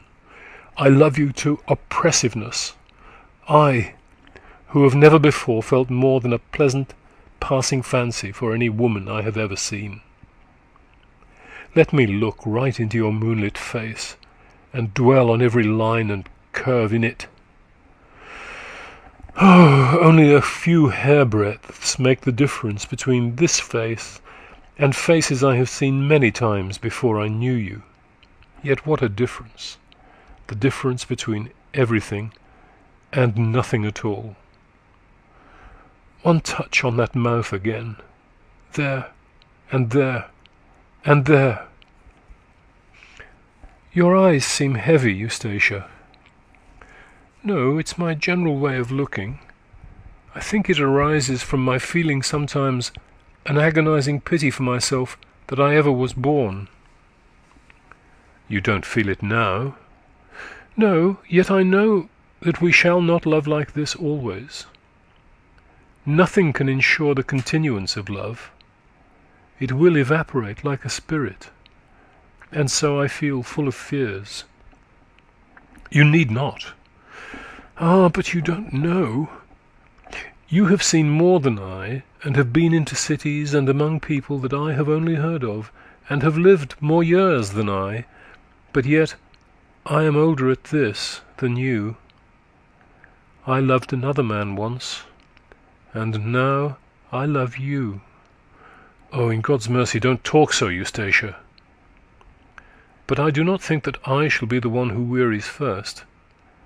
It will, I fear, end in this way. Your mother will find out that you meet me, and she will influence you against me. That can never be. She knows of these meetings already. And she speaks against me? I will not say. There, go away, obey her, I shall ruin you. It is foolish of you to meet me like this. Kiss me and go away forever. Forever, do you hear? Forever. Not I. It's your only chance. Many a man's love has been a curse to him. You are desperate, full of fancies and willful, and you misunderstand. I have an additional reason for seeing you tonight, besides love of you. For though, unlike you, I feel our affection may be eternal, I feel with you in this, that our present mode of existence cannot last. Oh, 'tis your mother. Yes, that's it, I knew it. Never mind what it is. Believe this, I cannot let myself lose you. I must have you always with me. This very evening I do not like to let you go. There is only one cure for this anxiety, dearest. You must be my wife. She started, then endeavoured to say calmly, Cynics say that cures the anxiety by curing the love. But you must answer me. Shall I claim you some day? I don't mean at once. Oh, I must think, Eustacia murmured. At present, speak of Paris to me. Is there any place like it on earth? It is very beautiful. But will you be mine? I will be nobody else's in the world. Does that satisfy you? Yes, for the present. Now tell me of the Tuileries and the Louvre, she continued. Oh, I hate talking of Paris. Well, I remember one sunny room in the Louvre, which would make a fitting place for you to live in, the Galerie d'Apollon. Its windows are mainly east, and in the early morning when the sun is bright, the whole apartment is in a perfect blaze of splendor. The rays bristle and dart from the encrustations of gilding to the magnificent inlaid coffers, from the coffers to the gold and silver plate, from the plate to the jewels and precious stones, from these to the enamels, till there is a perfect network of light which quite dazzles the eye. But now about our marriage. And Versailles, the King's Gallery, is some such gorgeous room, is it not? Yes. But what's the use of talking of gorgeous rooms? By the way, the little Trianon would suit us beautifully to live in, and you might walk in the gardens in the moonlight and think you were in some English shrubbery. It is laid out in English fashion. Oh, I should hate to think that. Then you could keep to the lawn in front of the Grand Palace. All about there you would doubtless feel in a world of historical romance. He went on, since it was all new to her, and described Fontainebleau, Saint-Cloud, the Bois, and many other familiar haunts of the Parisians, till she said, When used you to go to these places? On Sundays. Ah, yes, I dislike English Sundays. How I should chime in with their manners over there. Dear Clem, you'll go back again? Clem shook his head and looked at the eclipse. If you'll go back again, I'll be something, she said tenderly, putting her head near his breast. If you'll agree, I'll give my promise, without making you wait a minute longer. How extraordinary that you and my mother should be of one mind about this, said Yeobright. I have vowed not to go back, Eustacia. It is not the place I dislike. It is the occupation. But you can go in some other capacity? No. Besides, it would interfere with my scheme. Don't press that, Eustacia. Will you marry me? Oh, I cannot tell. No, never mind Paris. It is no better than other spots. Promise, sweet. You will never adhere to your education plan, I am quite sure. And then it will be all right for me. And so, I promise to be yours for ever and ever. Clym brought her face towards his by a gentle pressure of the hand, and kissed her. "Ah, but you don't know what you've got in me," she said. "Sometimes I think there is not that in Eustacia Vi which will make a good homespun wife. Well, let it go. See how our time is slipping, slipping, slipping." She pointed towards the half-eclipsed moon. "You are too mournful." "No, only I dread to think of anything beyond the present. What is, we know. We are together now, and it is unknown how long we shall be so. The unknown always fills my mind with terrible possibilities, even when I may reasonably expect it to be cheerful. Clym, the eclipsed moonlight shines upon your face with a strange, foreign colour, and shows its shape as if it were cut in gold. That means that you should be doing better things than this." "Oh, you are ambitious, Eustacia." "No, not exactly ambitious. Luxurious. I ought to be of the same vein to make you happy, I suppose, and yet, far from that, I could live and die in a hermitage here, with proper work to do." There was that in his tone which implied distrust of his position as a solicitous lover, a doubt if he were acting fairly towards one whose tastes touched his own only at rare and infrequent points. She saw his meaning, and whispered in a low, full accent of eager assurance, "Don't mistake me, Clym. Though I should like Paris, I love you for yourself alone. To be your wife and live in Paris would be heaven to me. But I would rather live with you in a hermitage here than not be yours at all. It is gain to me either way, and very great gain. There's my too candid confession. Spoken like a woman. And now I must soon leave you. I'll walk with you towards your house." "But must you go home yet?" she asked. "Yes, the sand has nearly slipped away, I see, and the eclipse is creeping on more and more. Don't go yet. Stop till the hour has run itself out. Then I will not press you any more. You will go home and sleep well. I keep sighing in my sleep. Do you ever dream of me? I cannot recollect a clear dream of you. I see your face in every scene of my dreams, and hear your voice in every sound. I wish I did not. It is too much what I feel. They say such love never lasts. But it must. And yet once I remember I saw an officer of the Hussars ride down the street at Budmouth, and though he was a total stranger and never spoke to me, I loved him till I thought I should really die of love. But I didn't die, and at last I left off caring for him. How terrible it would be if a time should come when I could not love you, my Clym. Please don't say such reckless things. When we see such a time at hand, we will say, I have outlived my faith and purpose, and die. There, the hour has expired. Now let us walk on."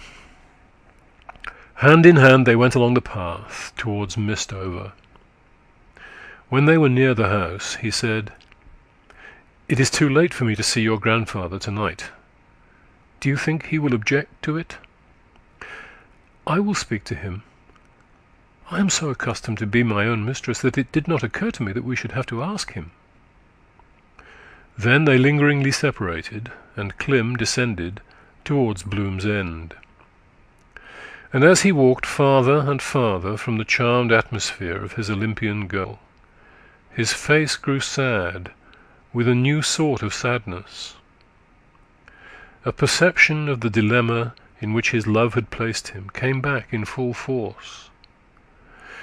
In spite of Eustatia's apparent willingness to wait through the period of an unpromising engagement till he should be established in his new pursuit, he could not but perceive at moments that she loved him rather as a visitant from a gay world to which she rightly belonged than as a man with a purpose opposed to that recent past of his which so interested her. Often at their meetings a word or sigh escaped her. It meant that, though she made no conditions as to his return to the French capital, this was what she secretly longed for in the event of marriage, and it robbed him of many an otherwise pleasant hour. Along with this came the widening breach between himself and his mother.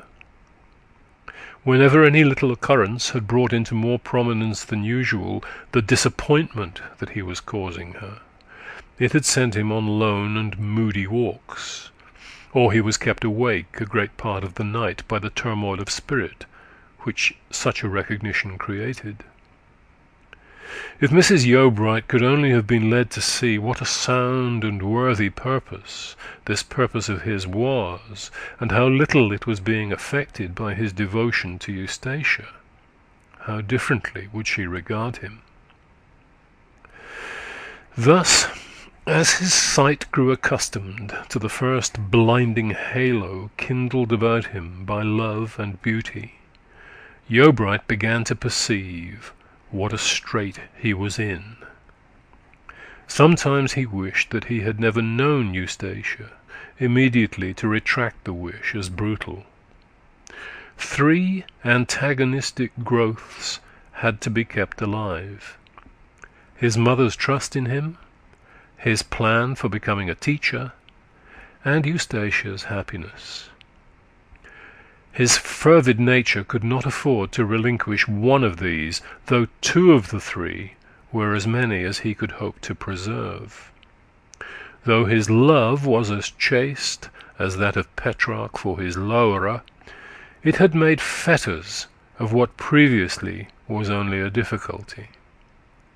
A position which was not too simple when he stood whole-hearted, had become indescribably complicated by the addition of Eustacia. Just when his mother was beginning to tolerate one scheme, he had introduced another, still bitterer than the first, and the combination was more than she could bear. End of chapter 4.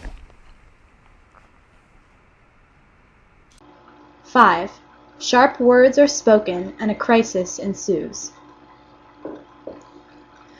When Yeobright was not with Eustacia, he was sitting slavishly over his books.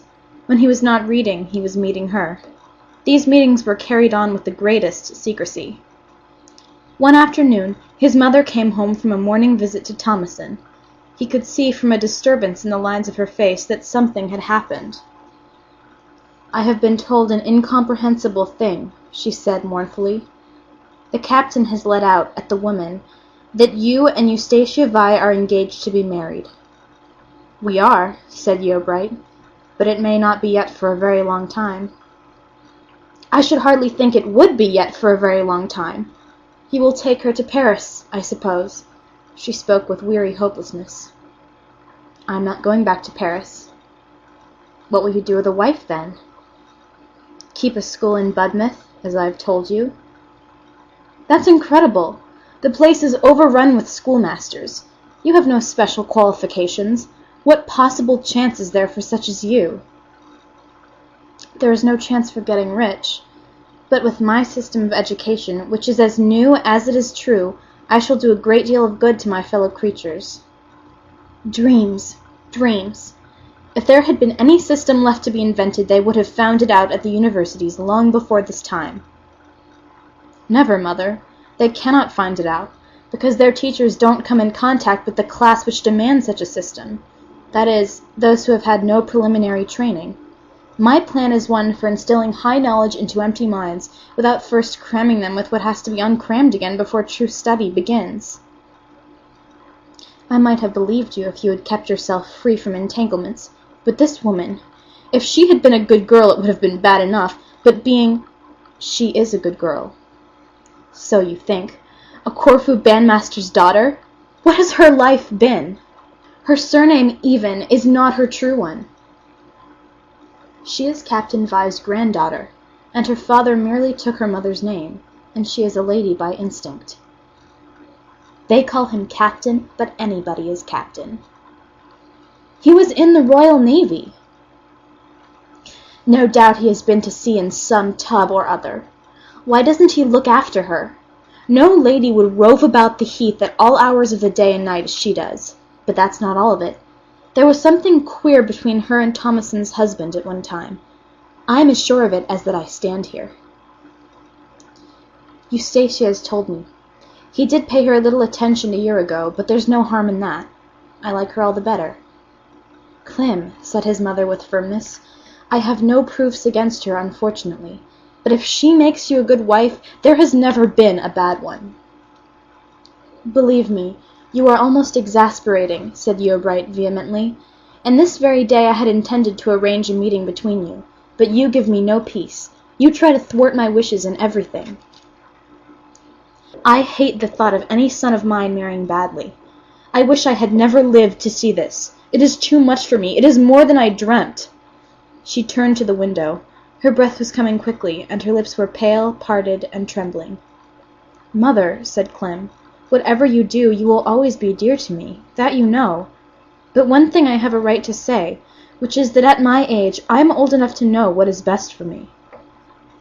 Mrs. Eobright remained for some time silent and shaken, as if she could say no more. Then she replied, Best? Is it best for you to injure your prospects for such a voluptuous, idle woman as that? Don't you see that by the very fact of your choosing her, you prove that you do not know what is best for you?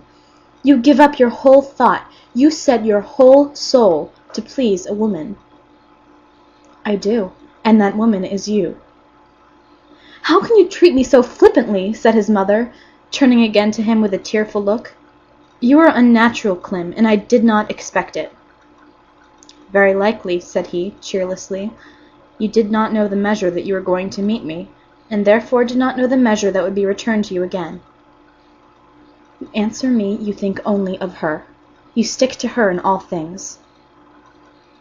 That proves her to be worthy. I have never yet supported what is bad, and I do not care only for her. I care for you and myself and for anything that is good. When a woman once dislikes another, she is merciless. Oh, Clem, please don't go setting down as my fault what is your obstinate wrong-heartedness. If you wish to connect yourself with an unworthy person, why did you come home here to do it? Why didn't you do it in Paris? It is more the fashion there. You have come only to distress me, a lonely woman, and shorten my days. I wish that you would bestow your presence where you bestow your love. Clem said huskily, You are my mother. I will say no more, beyond this, that I beg your pardon for having thought this my home. I will no longer inflict myself upon you. I'll go. And he went out with tears in his eyes. It was a sunny afternoon at the beginning of summer, and the moist hollows of the heath had passed from their brown to their green stage. Eobright walked to the edge of the basin which extended down from Mistover and Rainbarrow. By this time he was calm, and he looked over the landscape. In the minor valleys, between the hillocks which diversified the contour of the vale, the fresh young ferns were luxuriantly growing up, ultimately to reach a height of 5 or 6 feet. He descended a little way, flung himself down in a spot where a path emerged from one of the small hollows, and waited.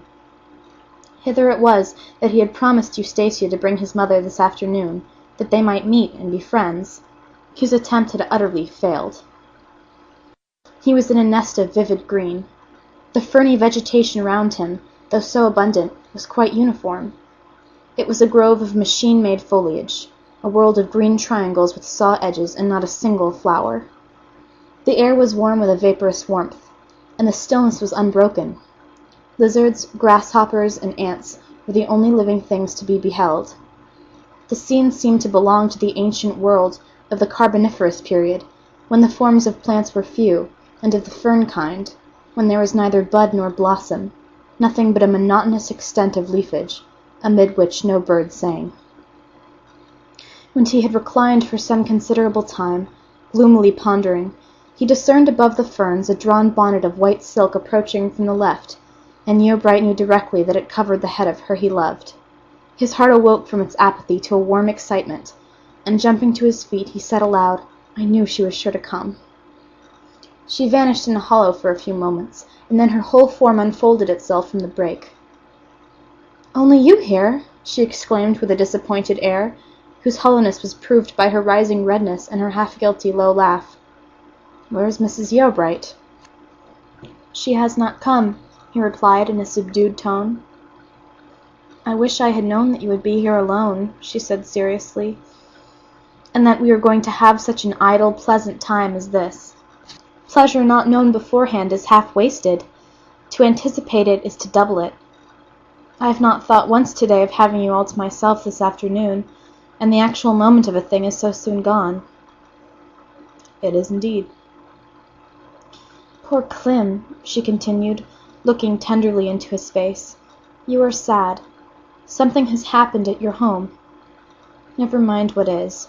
Let us only look at what seems." "But, darling, what shall we do?" said he. "Still go on as we do now? Just live on from meeting to meeting, never minding about another day? You, I know, are always thinking of that. I can see you are.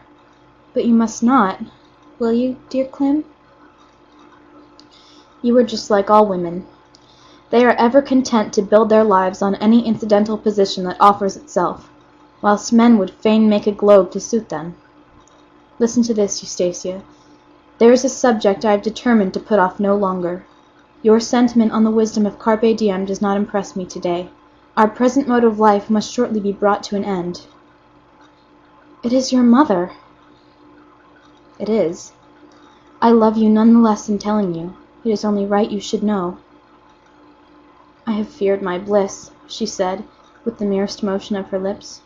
"It has been too intense and consuming." "There is hope yet. There are 40 years of work in me yet, and why should you despair? I am only at an awkward turning. I wish people wouldn't be so ready to think that there is no progress without uniformity." "Ah, your mind runs off to the philosophical side of it. Well, these sad and hopeless obstacles are welcome in one sense, for they enable us to look with indifference upon the cruel satires that fate loves to indulge in. I have heard people who, upon coming suddenly into happiness, have died from anxiety lest they should not live to enjoy it. I felt myself in that whimsical state of uneasiness lately, but I shall be spared it now. Let us walk on." Clem took the hand which was already bared for him. It was a favourite way with them to walk bare hand in bare hand, and led her through the ferns. They formed a very comely picture of love at full flush, as they walked along the valley that late afternoon, the sun sloping down on their right, and throwing their thin spectral shadows, tall as poplar trees, far out across the furze and fern. Eustacia went with her head thrown back fancifully, a certain glad and voluptuous air of triumph pervading her eyes at having won by her own unaided self a man who was her perfect complement in attainment, appearance, and age. On the young man's part, the paleness of his face which he had brought with him from Paris, and the incipient marks of time and thought, were less perceptible than when he returned, the healthful and energetic sturdiness which was his by nature having partially recovered its original proportions. They wandered onward till they reached the nether margin of the heath, where it became marshy and merged in moorland. "I must part from you here, Clem," said Eustacia. They stood still and prepared to bid each other farewell. Everything before them was on a perfect level. The sun, resting on the horizon line, streamed across the ground from between copper-colored and lilac clouds, stretched out in flats beneath a sky of pale soft green. All dark objects on the earth that lay towards the sun were overspread by a purple haze, against which groups of wailing gnats shone out, rising upwards and dancing about like sparks of fire. "Oh, this leaving you is too hard to bear," exclaimed Eustacia in a sudden whisper of anguish. "Your mother will influence you too much. I shall not be judged fairly. It will get afloat that I am not a good girl, and the witch story will be added to make me blacker. They cannot. Nobody dares to speak disrespectfully of you or of me. Oh, how I wish I was sure of never losing you, that you could not be able to desert me anyhow. Clem stood silent a moment. His feelings were high, the moment was passionate, and he cut the knot. You shall be sure of me, darling, he said, folding her in his arms. We will be married at once. Oh, Clem! Do you agree to it? If we can. We certainly can, both being of full age. And I have not followed my occupation all these years without having accumulated money. And if you will agree to live in a tiny cottage somewhere on the heath until I take a house in Budmouth for the school, we can do it at a very little expense. How long shall we have to live in the tiny cottage, Clem? About 6 months. At the end of that time I shall have finished my reading. Yes, we will do it, and this heart-aching will be over. We shall, of course, live in absolute seclusion, and our married life will only begin to outward view when we take the house in Budmouth, where I have already addressed a letter on the matter. Would your grandfather allow you? I think he would, on the understanding that it should not last longer than 6 months. I will guarantee that, if no misfortune happens. If no misfortune happens, she repeated slowly. Which is not likely. Dearest, fix the exact day. And then they consulted on the question, and the day was chosen. It was to be a fortnight from that time. This was the end of their talk, and Eustacia left him. Clem watched her as she retired towards the sun. The luminous rays wrapped her up with her increasing distance, and the rustle of her dress over the sprouting sedge and grass died away. As he watched, the dead flat of the scenery overpowered him, though he was fully alive to the beauty of that untarnished early summer green which was worn for the nonce by the poorest blade.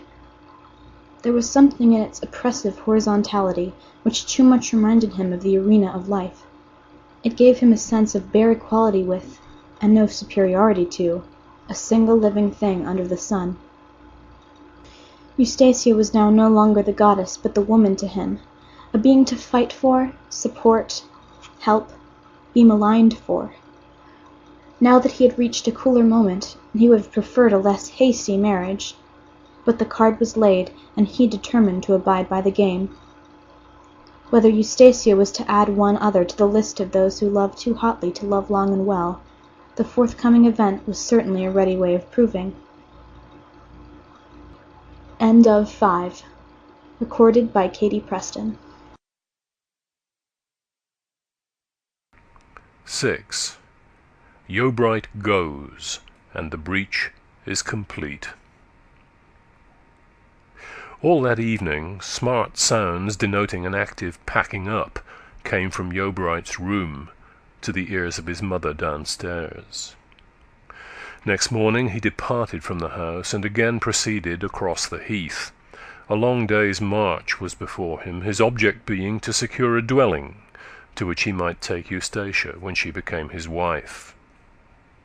Such a house, small, secluded, and with its windows boarded up, he had casually observed a month earlier, about 2 miles beyond the village of East Egdon, and 6 miles distant altogether, and thither he directed his steps today. The weather was far different from that of the evening before. The yellow and vapory sunset which had wrapped up Eustacia from his parting gaze had presaged change. It was one of those not infrequent days of an English June which are as wet and boisterous as November. The cold clouds hastened on in a body as if painted on a moving slide. Vapours from other continents arrived upon the wind, which curled and parted round him as he walked on. At length Clem reached the margin of a fir and beech plantation that had been enclosed from heathland in the year of his birth. Here the trees, laden heavily with their new and humid leaves, were now suffering more damage than during the highest winds of winter, when the boughs are specially disencumbered to do battle with the storm. The wet young beeches were undergoing amputations, bruises, cripplings, and harsh lacerations, from which the wasting sap would bleed for many a day to come, and which would leave scars visible till the day of their burning. Each stem was wrenched at the root, where it moved like bone in its socket, and at every onset of the gale convulsive sounds came from the branches, as if pain were felt. In a neighbouring brake a finch was trying to sing, but the wind blew under his feathers till they stood on end, twisted round his little tail, and made him give up his song. Yet a few yards to Yeobright's left, on the open heath, how ineffectively gnashed the storm! Those gusts which tore the trees merely waved the furze and heather in a light caress. Egdon was made for such times as these. Yeobright reached the empty house about midday. It was almost as lonely as that of Eustatia's grandfather, but the fact that it stood near a heath was disguised by a belt of firs which almost enclosed the premises. He journeyed on about a mile farther to the village in which the owner lived, and, returning with him to the house, arrangements were completed, and the man undertook that one room at least should be ready for occupation the next day. Clym's intention was to live there alone until Eustacia should join him on their wedding day. Then he turned to pursue his way homeward, through the drizzle that had so greatly transformed the scene. The ferns, among which he had lain in comfort yesterday, were dripping moisture from every frond, wetting his legs through as he brushed past, and the fur of the rabbits leaping before him was clotted into dark locks by the same watery surrounding. He reached home damp and weary enough after his 10-mile walk. It had hardly been a propitious beginning, but he had chosen his course, and would show no swerving. The evening and the following morning were spent in concluding arrangements for his departure. To stay at home a minute longer than necessary, after having once come to his determination, would be, he felt, only to give new pain to his mother by some word, look, or deed. He had hired a conveyance and sent off his goods by 2 o'clock that day.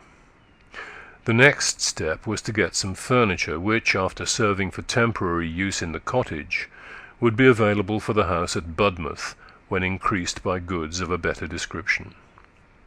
A mart extensive enough for the purpose existed at Anglebury, some miles beyond the spot chosen for his residence, and there he resolved to pass the coming night. It now only remained to wish his mother good-bye. She was sitting by the window as usual when he came downstairs. "Mother, I'm going to leave you," he said, holding out his hand. "I thought you were by your packing," replied Mrs. Yeobright in a voice from which every particle of emotion was painfully excluded. "And you will part friends with me?" "Certainly, Clym." "I'm going to be married on the 25th. "I thought you were going to be married." And then you must come and see us. You will understand me better after that, and our situation will not be so wretched as it is now." "I don't think it likely. I shall come to see you." "Then it will not be my fault or Eustatia's, mother. Goodbye." He kissed her cheek and departed in great misery, which was several hours in lessening itself to a controllable level.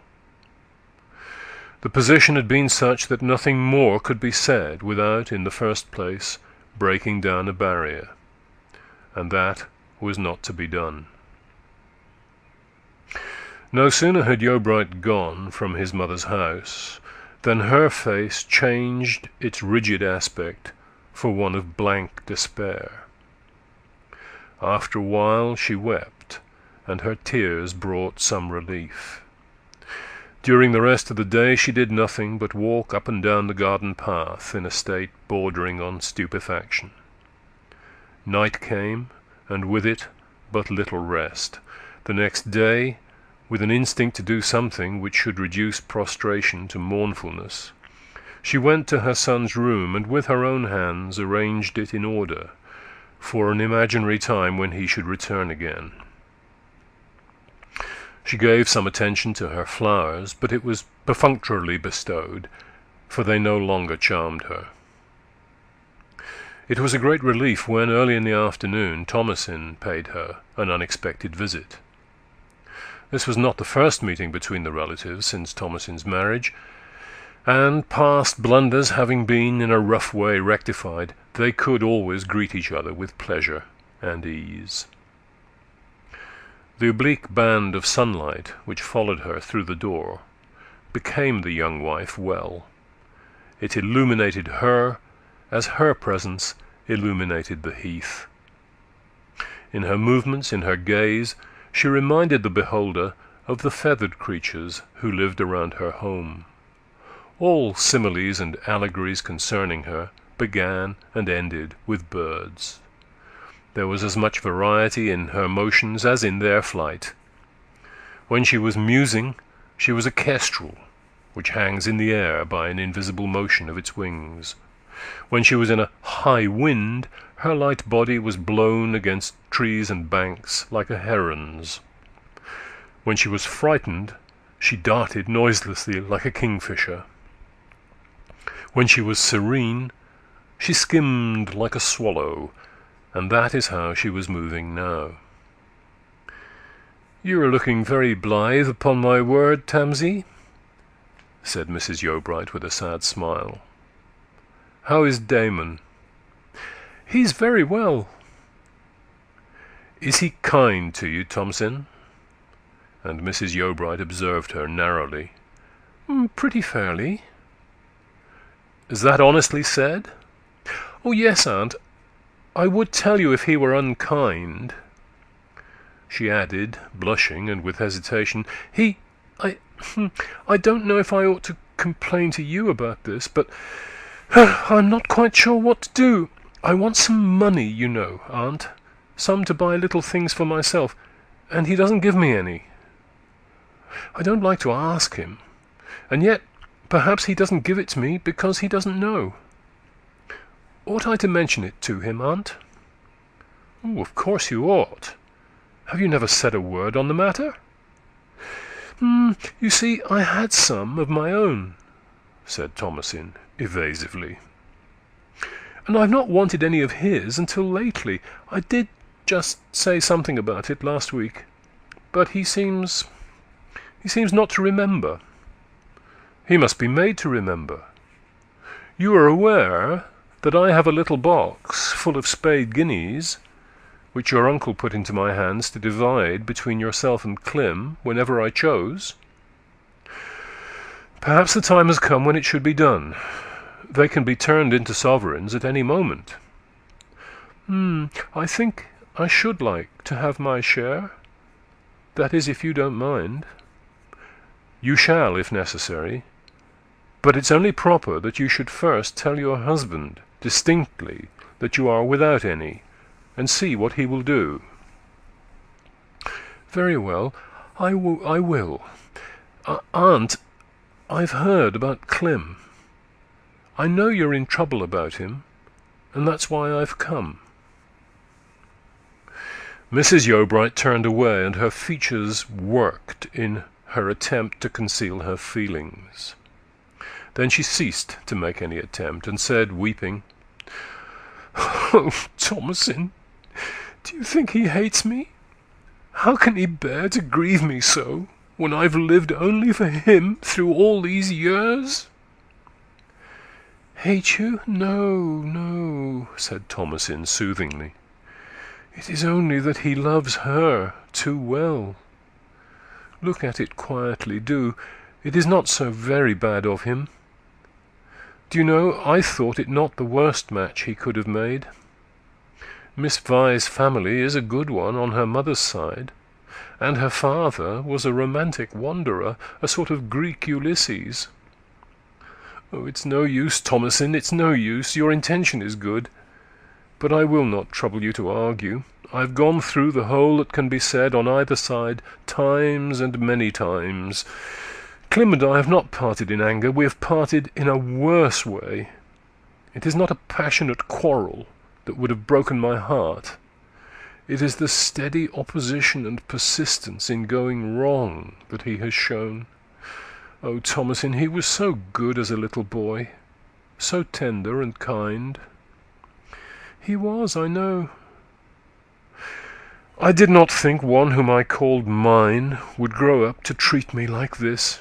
He spoke to me as if I opposed him to injure him, as though I could wish him ill. There are worse women in the world than Eustacia Vi. There are too many better, that's the agony of it. It was she, Thomasin, and she only, who led your husband to act as he did. I would swear it. No, said Thomasin eagerly. It was before he knew me that he thought of her, and it was nothing but a mere flirtation. Very well, we will let it be so. There's little use in unravelling that now. Sons must be blind if they will. Why is it that a woman can see from a distance what a man cannot see close? Clym must do as he will, he is nothing more to me.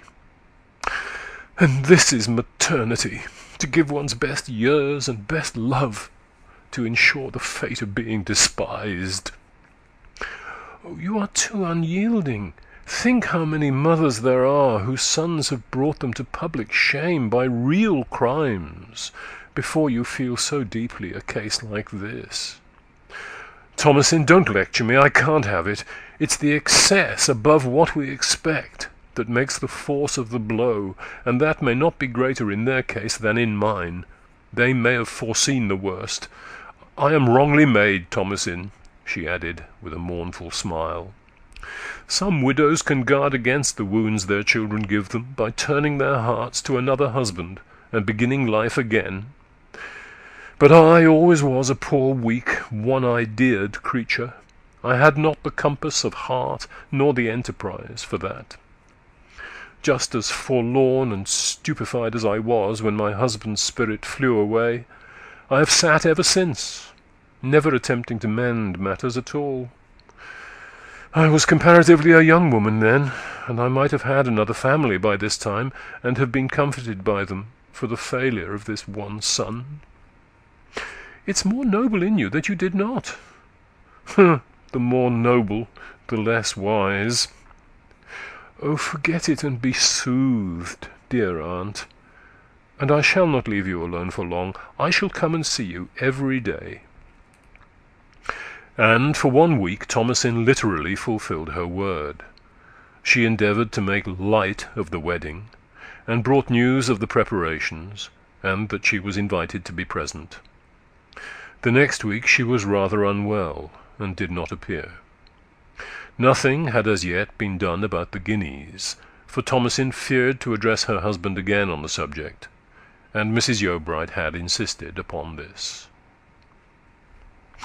One day just before this time, Wild Eve was standing at the door of the Quiet Woman.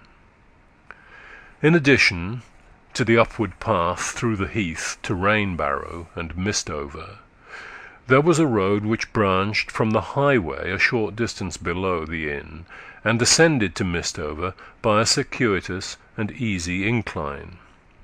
This was the only route on that side for vehicles to the captain's retreat. A light cart from the nearest town descended the road, and the lad who was driving pulled up in front of the inn for something to drink. "You come from Mistover?" said Wild Eve. "Yes, they're taking in good things up there. Going to be a wedding." And the driver buried his face in his mug. Wild Eve had not received an inkling of the fact before, and a sudden expression of pain overspread his face. He turned for a moment into the passage to hide it. Then he came back again. "Do you mean Miss Vi?" he said. "How is it that she can be married so soon?" "Oh, by the will of God, and a ready young man, I suppose." "You don't mean Mr. Yeobright?" "Yes, he's been creeping about with her all the spring." "I suppose she was immensely taken with him." "Oh, she's crazy about him, so their general servant of all work tells me. And that lad Charlie looks after the horse. He's all in a daze about it. The stun pole's got fond like of her." "Is she lively? Is she glad?" "Going to be married so soon. Well, "'Tisn't so very soon." "No, not so very soon." Wild Eve went indoors to the empty room, a curious heartache within him. He rested his elbow upon the mantelpiece and his face upon his hand. When Thomasin entered the room, he did not tell her of what he had heard. The old longing for Eustacia had reappeared in his soul, and it was mainly because he had discovered that it was another man's intention to possess her. To be yearning for the difficult, to be weary of that offered, to care for the remote, to dislike the near. It was Wild Eve's nature always. This is the true mark of the man of sentiment. Though Wild Eve's fevered feeling had not been elaborated to real poetical compass, it was of the standard sort. He might have been called the Rousseau of Egdon.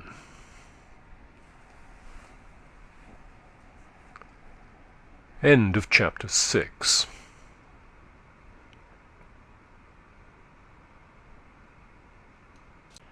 (7) The morning and the evening of a day. The wedding morning came.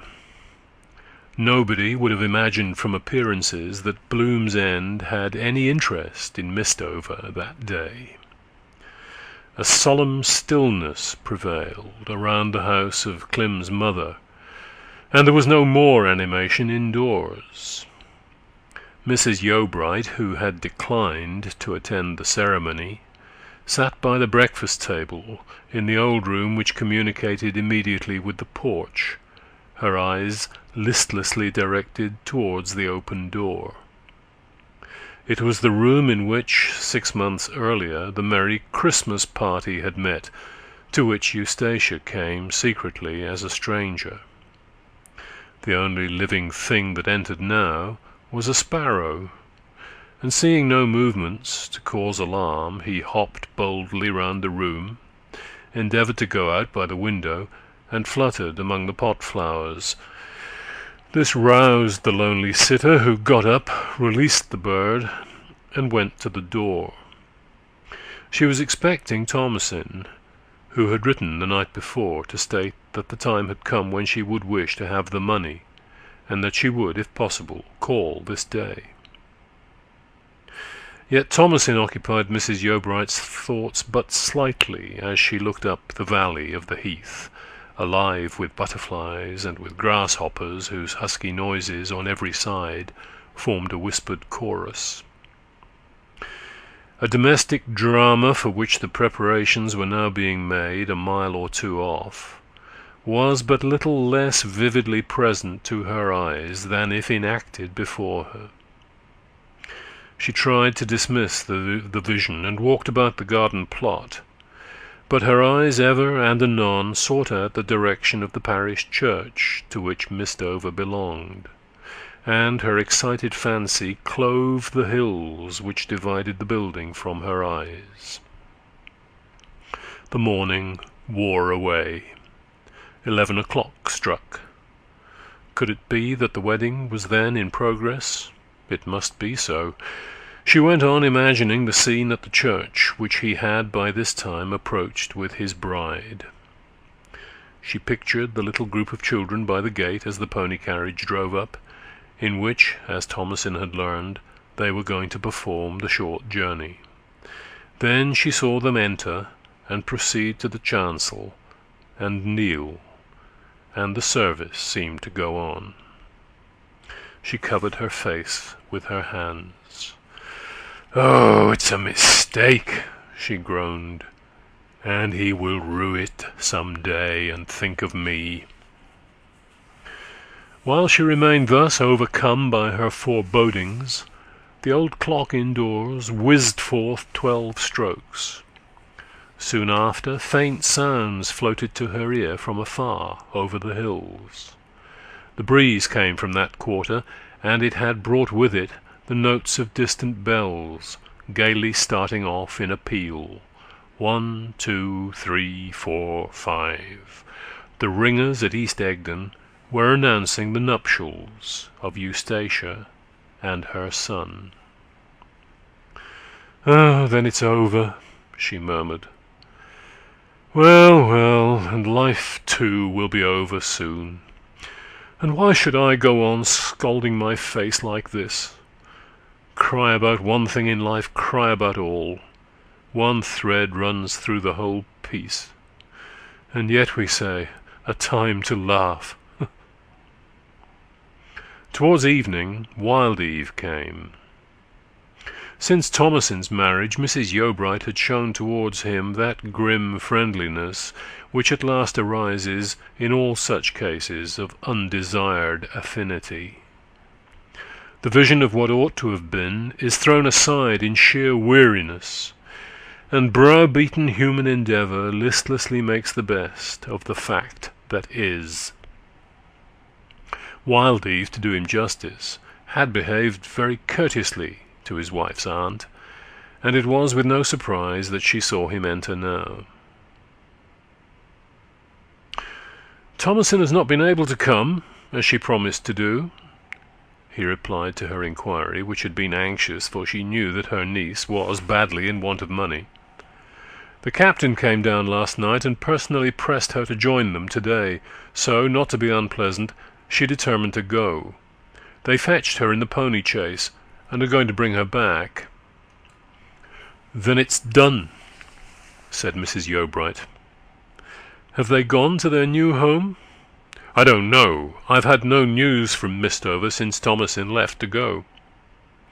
"You did not go with her?"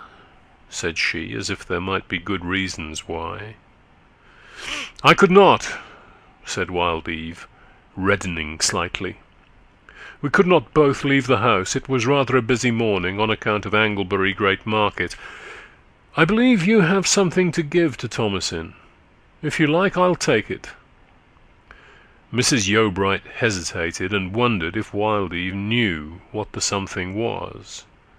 "Did she tell you of this?" she inquired. "Not particularly. She casually dropped a remark about having arranged to fetch some article or other." It's hardly necessary to send it. She can have it whenever she chooses to come."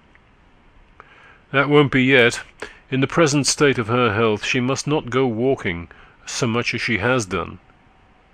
He added with a faint twang of sarcasm, "What wonderful thing is it that I cannot be trusted to take?" "Oh, nothing worth troubling you with." "One would think you doubted my honesty," he said, with a laugh, though his colour rose in a quick resentfulness frequent with him. "You need think no such thing," said she, dryly. "It is simply that I, in common with the rest of the world, feel that there are certain things which had better be done by certain people than by others." "As you like, as you like," said Wild Eve, laconically. "It is not worth arguing about. Well, I think I must turn homeward again, as the inn must not be left long in charge of the lad and the maid only." He went his way, his farewell being scarcely so courteous as his greeting. But Mrs. Yeobright knew him thoroughly by this time, and took little notice of his manner, good or bad. When Wild Eve was gone, Mrs. Yeobright stood and considered what would be the best course to adopt with regard to the guineas which she had not liked to entrust to Wild Eve. It was hardly credible that Thomasin had told him to ask for them, when the necessity for them had arisen from the difficulty of obtaining money at his hands. At the same time, Thomasin really wanted them, and might be unable to come to Bloom's End for another week at least. To take or send the money to her at the inn would be impolitic, since Wildeve would pretty surely be present, or would discover the transaction, and if, as her aunt suspected, he treated her less kindly than she deserved to be treated, he might then get the whole sum out of her gentle hands. But on this particular evening Thomasin was at Mistover, and anything might be conveyed to her there without the knowledge of her husband. Upon the whole, the opportunity was worth taking advantage of. Her son, too, was there, and was now married. There could be no more proper moment to render him his share of the money than the present, and the chance that would be afforded her by sending him this gift of showing how far she was from bearing him ill will cheered the sad mother's heart. She went upstairs and took from a locked drawer a little box, out of which she poured a hoard of broad, unworn guineas that had lain there many a year. There were 100 in all, and she divided them into 2 heaps, 50 in each. Tying up these in small canvas bags, she went down to the garden and called to Christian Cantle, who was loitering about in hope of a supper, which was not really owed him. Mrs. Yeobright gave him the money-bags, charged him to go to Mistover, and on no account to deliver them into anyone's hands save her son's and Thomasin's. On further thought, she deemed it advisable to tell Christian precisely what the 2 bags contained, that he might be fully impressed with their importance. Christian pocketed the money-bags, promised the greatest carefulness, and set out on his way. "You need not hurry," said Mrs. Yeobright. "It will be better not to get there till after dusk, and then nobody will notice you. Come back here to supper, if it's not too late." It was nearly 9 o'clock when he began to ascend the vale towards Mistover, but the long days of summer being at their climax, the first obscurity of evening had only just begun to tan the landscape. At this point of his journey Christian heard voices, and found that they proceeded from a company of men and women who were traversing a hollow ahead of him, the tops only of their heads being visible. He paused and thought of the money he carried.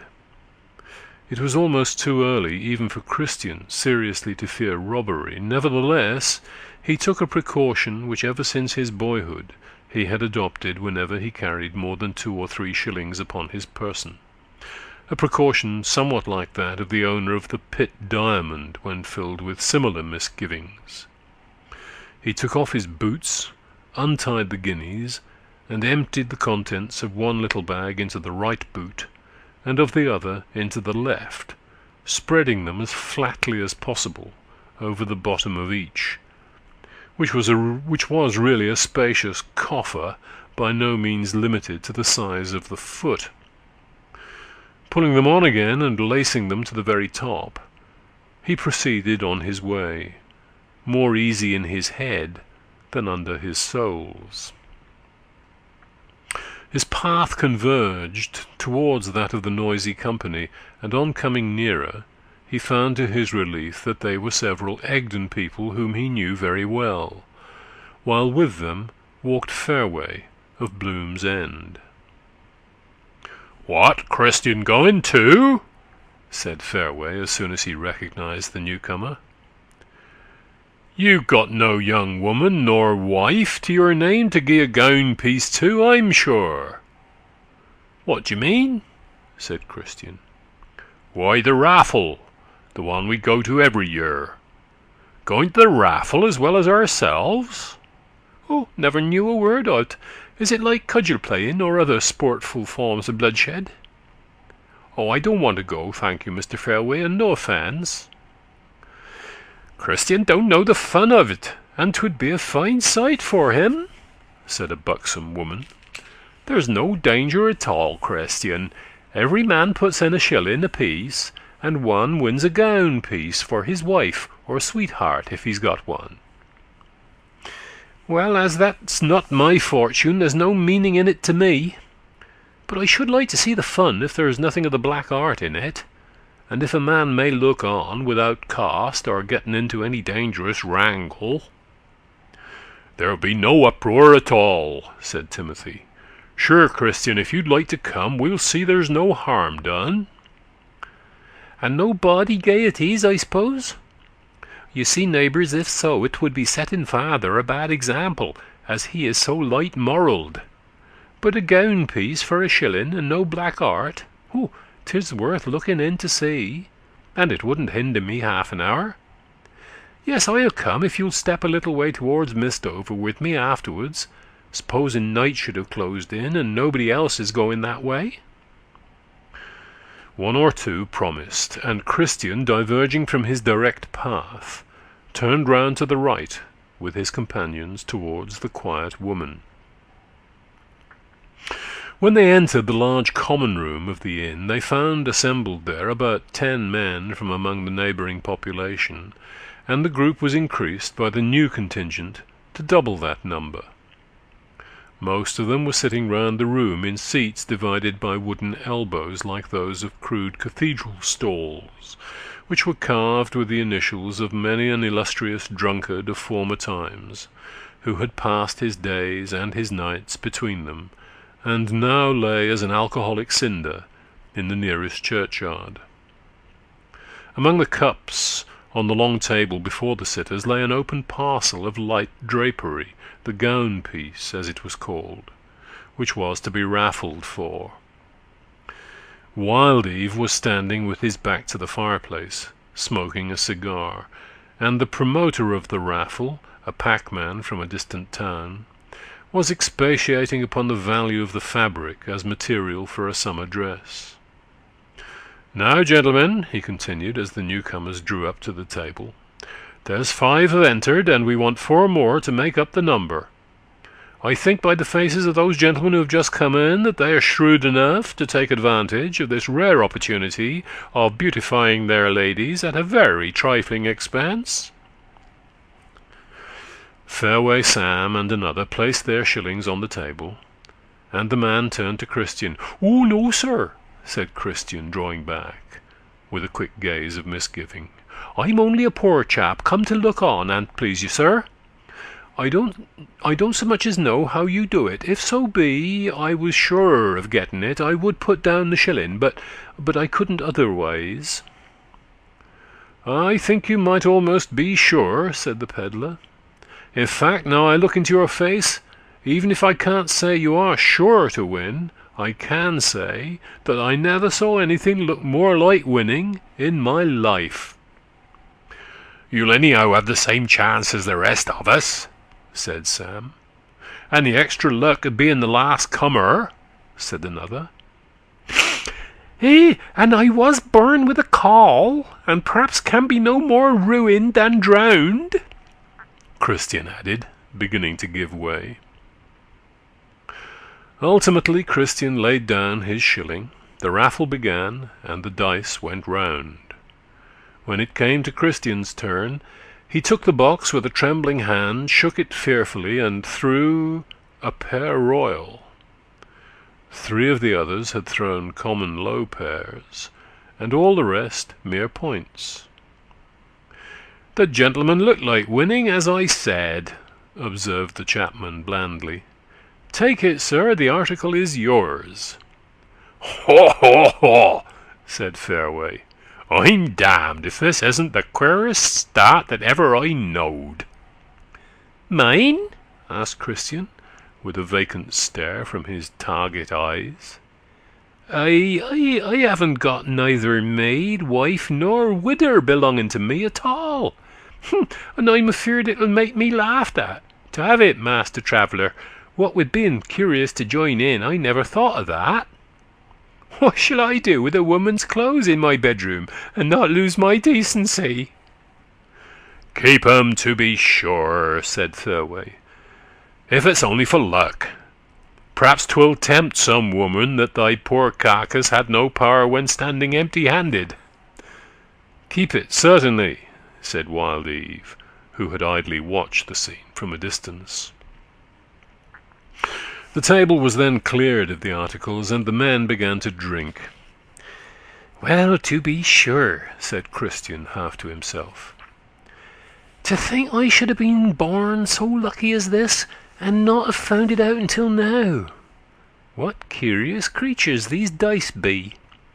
Powerful rulers of us all, and yet at my command. I'm sure I need never be afeard of anything after this." He handled the dice fondly, one by one. "Why, sir," he said, in a confidential whisper to Wild Eve, who was near his left hand, "if I could only use this power that's in me of multiplying money, I might do some good to a near relation of yours, seeing what I've got about me of hers, eh?" He tapped one of his money-laden boots upon the floor. "What do you mean?" said Wild Eve. "Oh, that's a secret. Well, I must be going now." He looked anxiously towards Fairway. "Where are you going?" Wild Eve asked. "To Mistover Nap. I have to see Mrs. Thomasin there, that's all." "I'm going there too, to fetch Mrs. Wild Eve. We can walk together." Wild Eve became lost in thought, and a look of inward illumination came into his eyes. It was money for his wife that Mrs. Yeobright could not trust him with. Yet she could trust this fella, he said to himself. Why doesn't that which belongs to the wife belong to the husband too? He called to the pot-boy to bring him his hat, and said, "Now, Christian, I'm ready." "Mr. Wild Eve," said Christian timidly, as he turned to leave the room, "would you mind lending me them wonderful little things that carry my luck inside 'em, that I might practice a bit by myself, you know?" He looked wistfully at the dice and box lying on the mantelpiece. "Certainly," said Wild Eve carelessly. "They were only cut out by some lad with his knife, and are worth nothing." And Christian went back and privately pocketed them. Wild Eve opened the door and looked out. The night was warm and cloudy. "By gad, 'tis dark," he continued, "but I suppose we shall find our way." "If we should lose the path, it might be awkward," said Christian. "A lantern is the only shield that'll make it safe for us." "Let's have a lantern by all means." The stable lantern was fetched and lighted. Christian took up his gown-piece, and the two set out to ascend the hill. Within the room the men fell into chat, till their attention was for a moment drawn to the chimney-corner. This was large, and in addition to its proper recess, contained within its jambs, like many on Egdon, a receding seat, so that a person might sit there, absolutely unobserved, provided there was no fire to light him up, as was the case now, and throughout the summer. From the niche a single object protruded into the light from the candles on the table. 'Twas a clay pipe, and its colour was reddish. The men had been attracted to this object by a voice behind the pipe, asking for a light. "'Pon my life, it fairly startled me when the man spoke," said Fairway, handing a candle. "Oh, 'tis the Reddle man! You've kept a quiet tongue, young man." "Yes, I had nothing to say," observed Venn. In a few minutes he arose, and wished the company good night. Meanwhile, Wild Eve and Christian had plunged into the heath. It was a stagnant, warm, and misty night, full of all the heavy perfumes of new vegetation not yet dried by hot sun, and among these particularly the scent of the fern. The lantern, dangling from Christian's hand, brushed the feathery fronds in passing by, disturbing moths and other winged insects which flew out and alighted upon its horny panes. "So you have money to carry to Mrs. Wildeve," said Christian's companion after a silence. "Don't you think it very odd that it shouldn't be given to me?" "As man and wife be one flesh, 'twould have been all the same, I should think," said Christian. "But my strict documents was to give the money into Mrs. Wildeve's hand, and 'tis well to do things right." "No doubt," said Wildeve.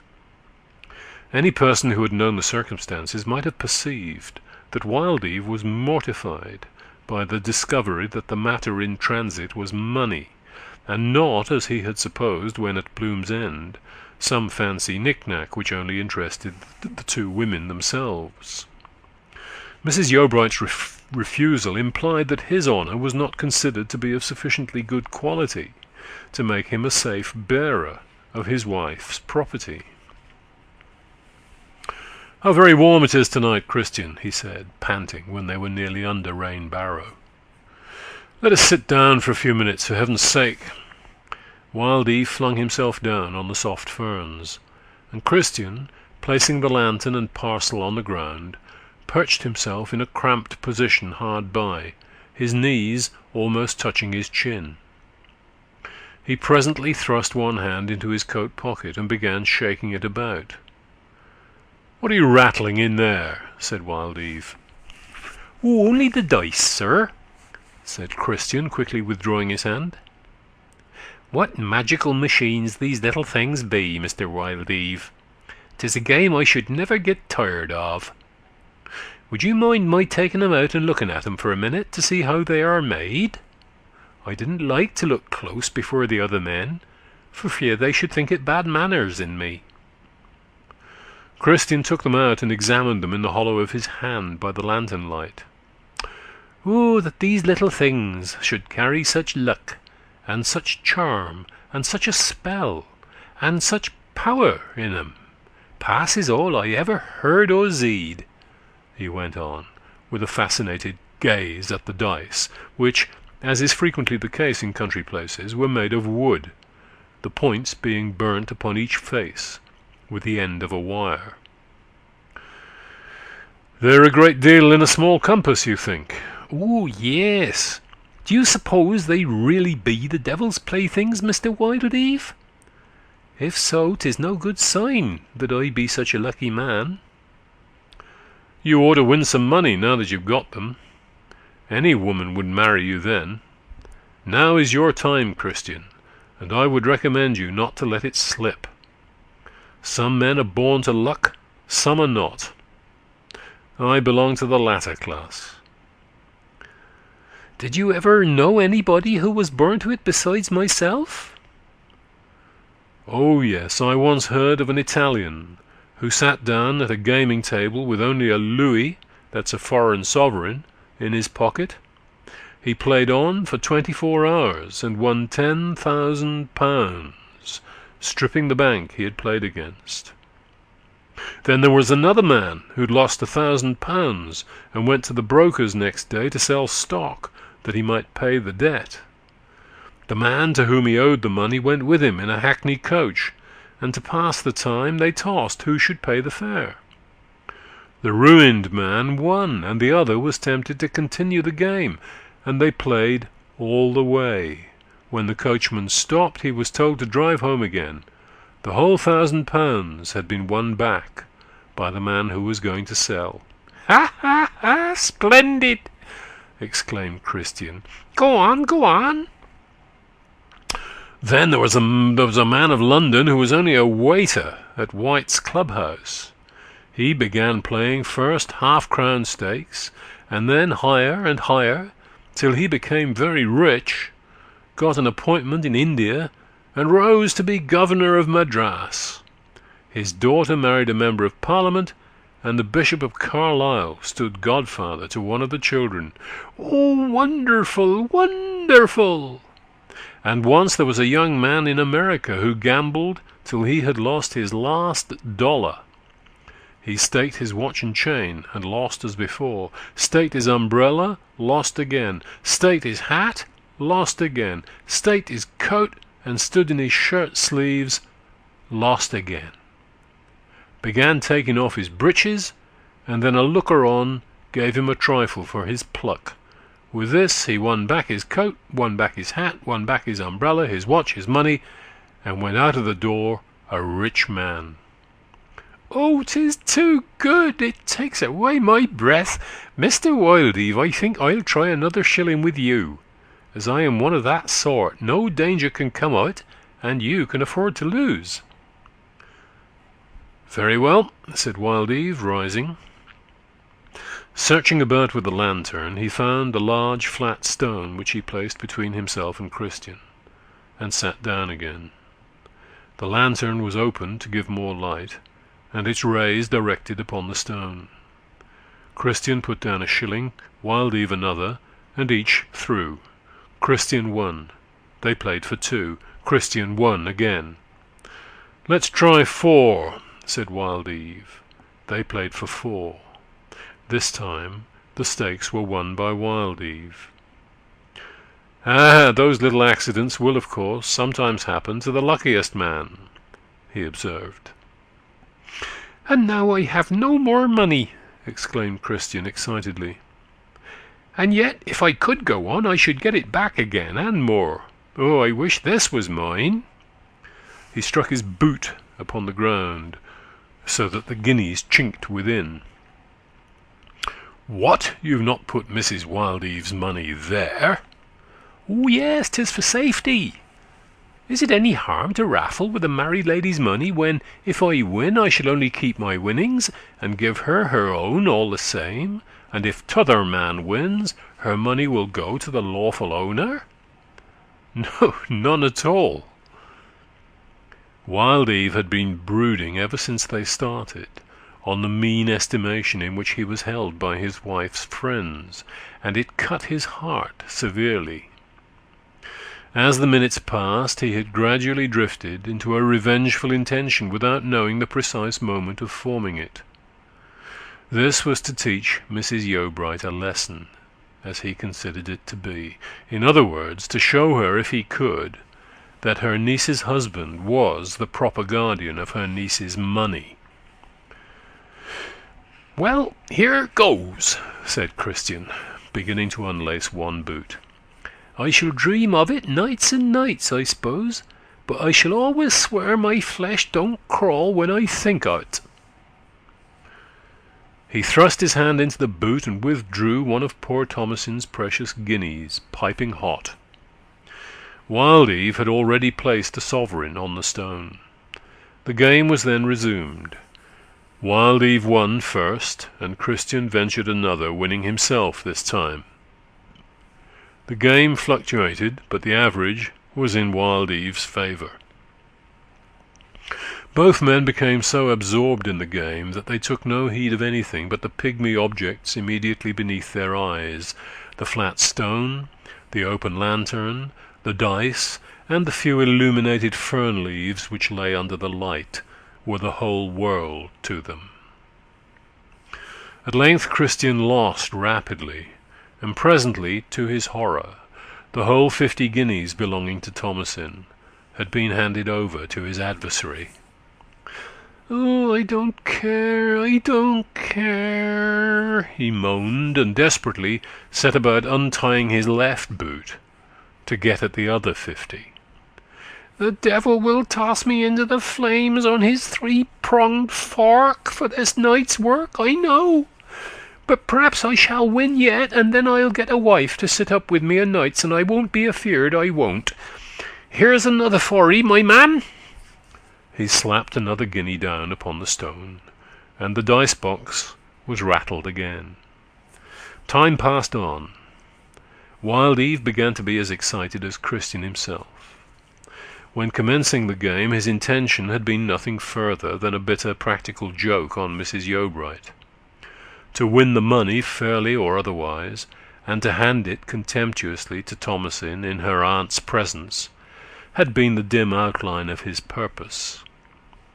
But men are drawn from their intentions even in the course of carrying them out, and it was extremely doubtful, by the time the 20th guinea had been reached, whether Wild Eve was conscious of any other intention than that of winning for his own personal benefit. Moreover, he was now no longer gambling for his wife's money, but for Yeobright's, though of this fact Christian, in his apprehensiveness, did not inform him till afterwards. It was nearly 11 o'clock when, with almost a shriek, Christian placed Yeobright's last gleaming guinea upon the stone.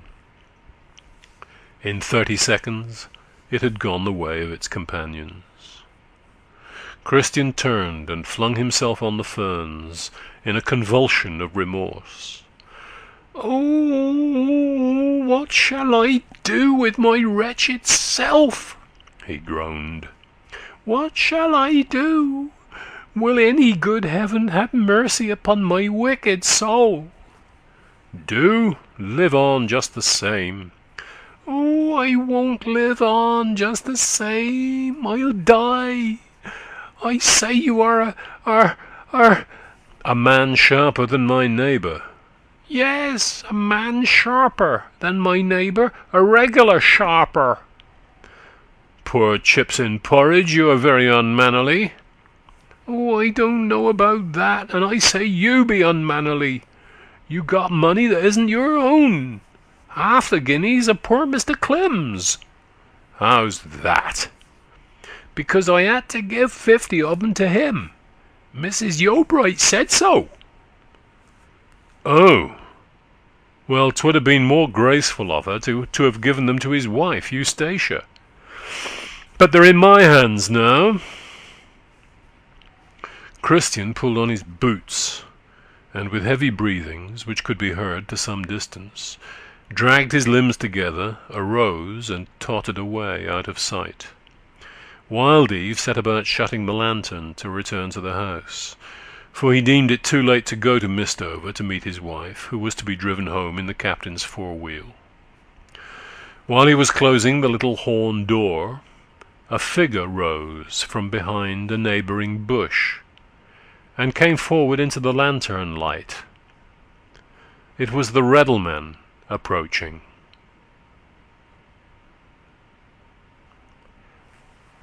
End of chapter 7.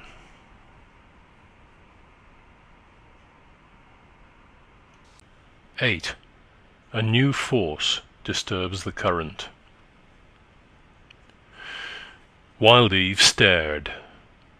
Then looked coolly towards Wild Eve, and without a word being spoken, he deliberately sat himself down where Christian had been seated, thrust his hand into his pocket, drew out a sovereign, and laid it on the stone.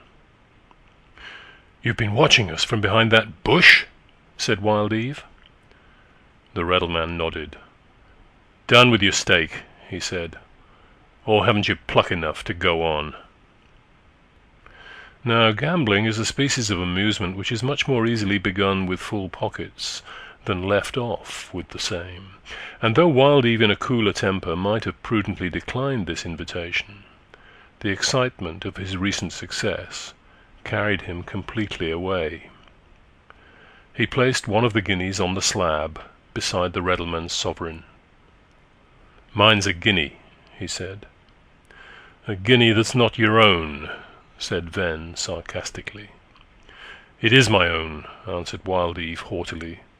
"It is my wife's, and what is hers is mine." "Very well, let's make a beginning." He shook the box and threw 8, 10, and 9. The 3 casts amounted to 27. This encouraged Wild Eve. He took the box, and his 3 casts amounted to 45. Down went another of the Reddleman's sovereigns against his first one, which Wild Eve laid.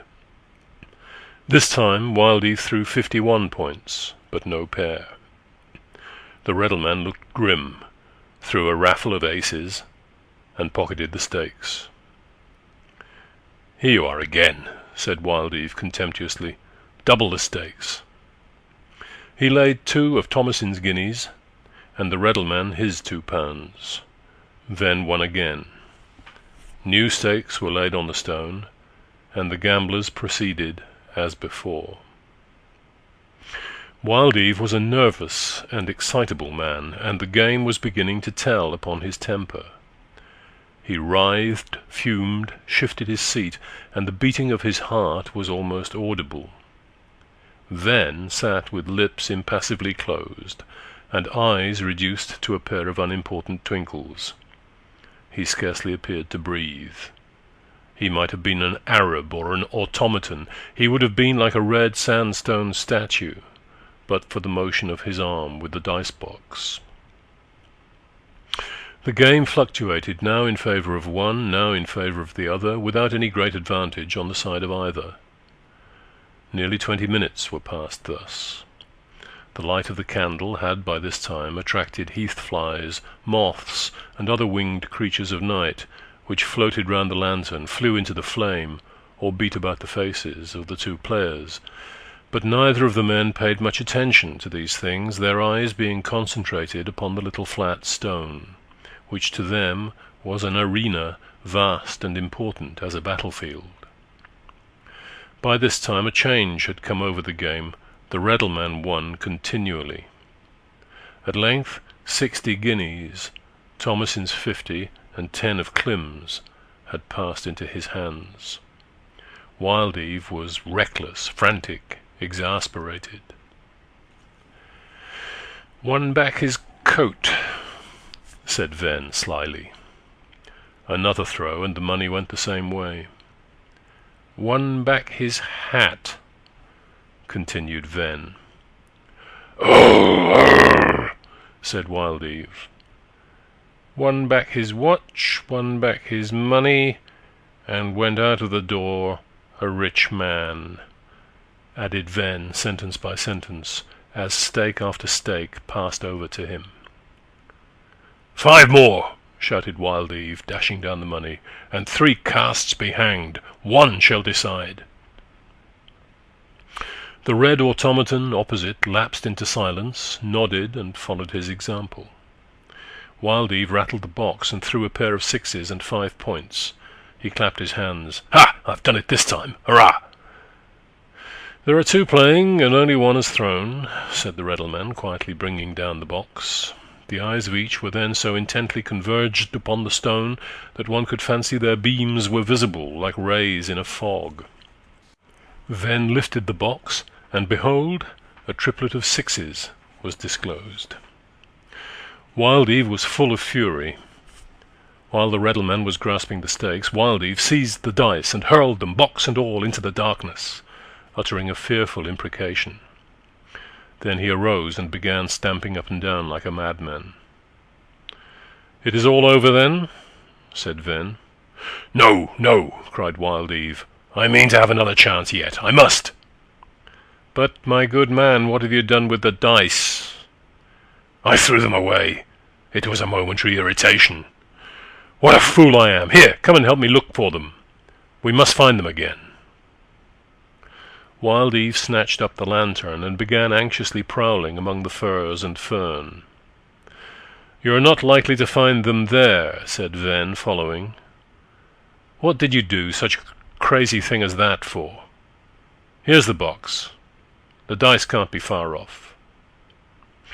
Wild Eve turned the light eagerly upon the spot where Ven had found the box, and mauled the herbage right and left. In the course of a few minutes 1 of the dice was found. They searched on for some time, but no other was to be seen. "Never mind," said Wild Eve. "Let's play with 1. "Agreed," said Ven. Down they sat again and recommenced with single guinea stakes, and the play went on smartly. But fortune had unmistakably fallen in love with the Reddleman tonight. He won steadily, till he was the owner of 14 more of the gold pieces. 79 of the 100 guineas were his, Wild Eve possessing only 21. The aspect of the 2 opponents was now singular. Apart from motions, a complete diorama of the fluctuations of the game went on in their eyes. A diminutive candle flame was mirrored in each pupil, and it would have been possible to distinguish therein between the moods of hope and the moods of abandonment, even as regards the Reddleman, though his facial muscles betrayed nothing at all. Wild Eve played on with the recklessness of despair. "What's that?" he suddenly exclaimed, hearing a rustle, and they both looked up. They were surrounded by dusky forms between 4 and 5 feet high, standing a few paces beyond the rays of the lantern. A moment's inspection revealed that the encircling figures were heath croppers, their heads being all towards the players, at whom they gazed intently. "Whoosh!" said Wild Eve, and the whole 40 or 50 animals at once turned and galloped away. Play was again resumed. 10 minutes passed away. Then a large death's head moth advanced from the obscure outer air, wheeled twice round the lantern, flew straight at the candle, and extinguished it by the force of the blow. Wild Eve had just thrown, but had not lifted the box to see what he had cast, and now it was impossible. "What the infernal!" he shrieked. "Now, what shall we do? Perhaps I've thrown 6. Have you any matches?" "None," said Ven. "Christian had some. I wonder where he is. Christian!" But there was no reply to Wild Eve's shout, save a mournful whining from the herons which were nesting lower down the vale. Both men looked blankly round without rising. As their eyes grew accustomed to the darkness, they perceived faint greenish points of light among the grass and fern. These lights dotted the hillside like stars of a low magnitude. "Ah, glowworms!" said Wild Eve. "Wait a minute, we can continue the game." Ven sat still, and his companion went hither and thither till he had gathered 13 glowworms, as many as he could find in a space of 4 or 5 minutes, upon a foxglove leaf which he pulled for the purpose. The reddleman vented a low, humorous laugh when he saw his adversary return with these. "Determined to go on, then?" he said dryly. "I always am," said Wild Eve angrily. And shaking the glowworms from the leaf, he ranged them with a trembling hand in a circle on the stone, leaving a space in the middle for the descent of the dice-box, over which the 13 tiny lamps threw a pale phosphoric shine. The game was again renewed. It happened to be that season of the year at which glowworms put forth their greatest brilliancy, and the light they yielded was more than ample for the purpose, since it is possible on such nights to read the handwriting of a letter by the light of 2 or 3. The incongruity between the men's deeds and their environment was great. Amid the soft, juicy vegetation of the hollow in which they sat, the motionless and the uninhabited solitude, intruded the chink of guineas, the rattle of dice, the exclamations of the reckless players. Wild Eve had lifted the box as soon as the lights were obtained, and the solitary die proclaimed that the game was still against him. "I won't play any more. You've been tampering with the dice," he shouted. "How, when they were your own?" said the reddleman. "We'll change the game. The lowest point shall win the stake. It may cut off my ill luck. Do you refuse?" "No, go on." "Oh, there they are again, damn them!" cried Wild Eve, looking up. The heath croppers had returned noiselessly, and were looking on with erect heads just as before, their timid eyes fixed upon the scene, as if they were wondering what mankind and candlelight could have to do in these haunts at this untoward hour.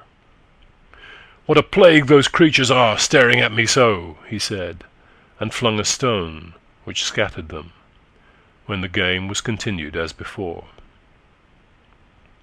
Wild Eve had now 10 guineas left, and each laid 5. Wild Eve threw 3 points, then 2, and raked in the coins. The other seized the die and clenched his teeth upon it in sheer rage, as if he would bite it in pieces. "Never give in. Here are my last 5, he cried, throwing them down. "Hang the glowworms, they're going out. Why don't you burn, you little fools? Stir them up with a thorn." He probed the glowworms with a bit of stick and rolled them over till the bright side of their tails was upwards. "There's light enough. Throw on," said Ven. Wild Eve brought down the box within the shining circle and looked eagerly. He had thrown ace. "Well done! I said it would turn, and it has turned." Ven said nothing, but his hand shook slightly. He threw ace also. "Oh!" said Wildeve. "Curse me!" The die smacked the stone a second time. It was ace again. Ven looked gloomy, threw. The die was seen to be lying in 2 pieces, the cleft sides uppermost. "I've thrown nothing at all," he said. "Serves me right. I split the die with my teeth. Here, take your money. Blank is less than 1. "I don't wish it." "Take it, I say. You've won it." And Wildeve threw the stakes against the Reddleman's chest. Ven gathered them up, arose, and withdrew from the hollow, Wildeve sitting stupefied. When he had come to himself, he also arose, and with the extinguished lantern in his hand went towards the high road. On reaching it, he stood still. The silence of night pervaded the whole heath except in one direction, and that was towards Mistover. There he could hear the noise of light wheels, and presently saw 2 carriage lamps descending the hill. Wildeve screened himself under a bush and waited. The vehicle came on and passed before him. It was a hired carriage, and behind the coachman were 2 persons whom he knew well. There sat Eustacia and Yeobright, the arm of the latter being round her waist. They turned the sharp corner at the bottom towards the temporary house which Clym had hired and furnished, about 5 miles to the eastward. Wildeve forgot the loss of the money at the sight of his lost love, whose preciousness in his eyes was increasing in geometrical progression with each new incident that reminded him of their hopeless division. Brimming with the subtilized misery that he was capable of feeling, he followed the opposite way, towards the inn. About the same moment that Wildeve stepped into the highway, Ven also had reached it, at a point 100 yards farther on, and he, hearing the same wheels, likewise waited till the carriage should come up. When he saw who sat therein, he seemed to be disappointed. Reflecting a minute or 2, during which interval the carriage rolled on, he crossed the road and took a short cut through the furze and heath to a point where the turnpike road bent round in ascending a hill. He was now again in front of the carriage, which presently came up at a walking pace. Ven stepped forward and showed himself. Eustacia started when the lamp shone upon him, and Clym's arm was involuntarily withdrawn from her waist. He said, "What, Diggory? You're having a lonely walk?" "Yes, I beg your pardon for stopping you," said Ven, "but I am waiting about for Mrs. Wildeve. I have something to give her from Mrs. Yeobright. Can you tell me if she's gone home from the party yet?" "No, but she'll be leaving soon. You may possibly meet her at the corner." Ven made a farewell obeisance and walked back to his former position, where the by-road from Mistover joined the highway. Here he remained fixed for nearly half an hour, and then another pair of lights came down the hill. It was the old-fashioned wheeled nondescript belonging to the captain, and Thomasin sat in it alone, driven by Charlie. The Reddleman came up as they slowly turned the corner. "I beg pardon for stopping you, Mrs. Wildeve," he said, "but I have something to give you privately from Mrs. Yeobright." He handed a small parcel. It consisted of the 100 guineas he had just won, roughly twisted up in a piece of paper. Thomasin recovered from her surprise and took the packet. "That's all, ma'am. I wish you good night," he said, and vanished from her view. Thus Ven, in his anxiety to rectify matters, had placed in Thomasin's hands not only the 50 guineas which rightly belonged to her, but also the 50 intended for her cousin Clym. His mistake had been based upon Wildeve's words at the opening of the game, when he indignantly denied that the guineas were not his own. It had not been comprehended by the Reddleman that at halfway through the performance the game was continued with the money of another person, and it was an error which afterwards helped to cause more misfortune than treble the loss in money value could have done. The night was now somewhat advanced, and Van plunged deeper into the heath till he came to a ravine where his van was standing, a spot not more than 200 yards from the site of the gambling bout.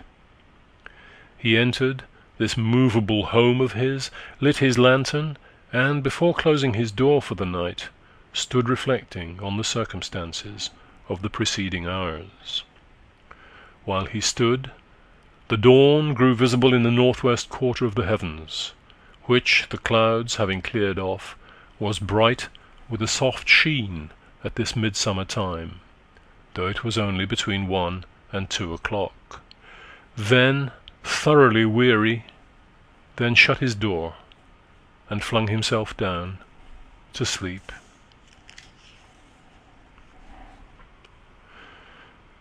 End of chapter. End of Book 3. Recorded by Graham at Plum Hill on the 15th of May 2006 in Shropshire, England.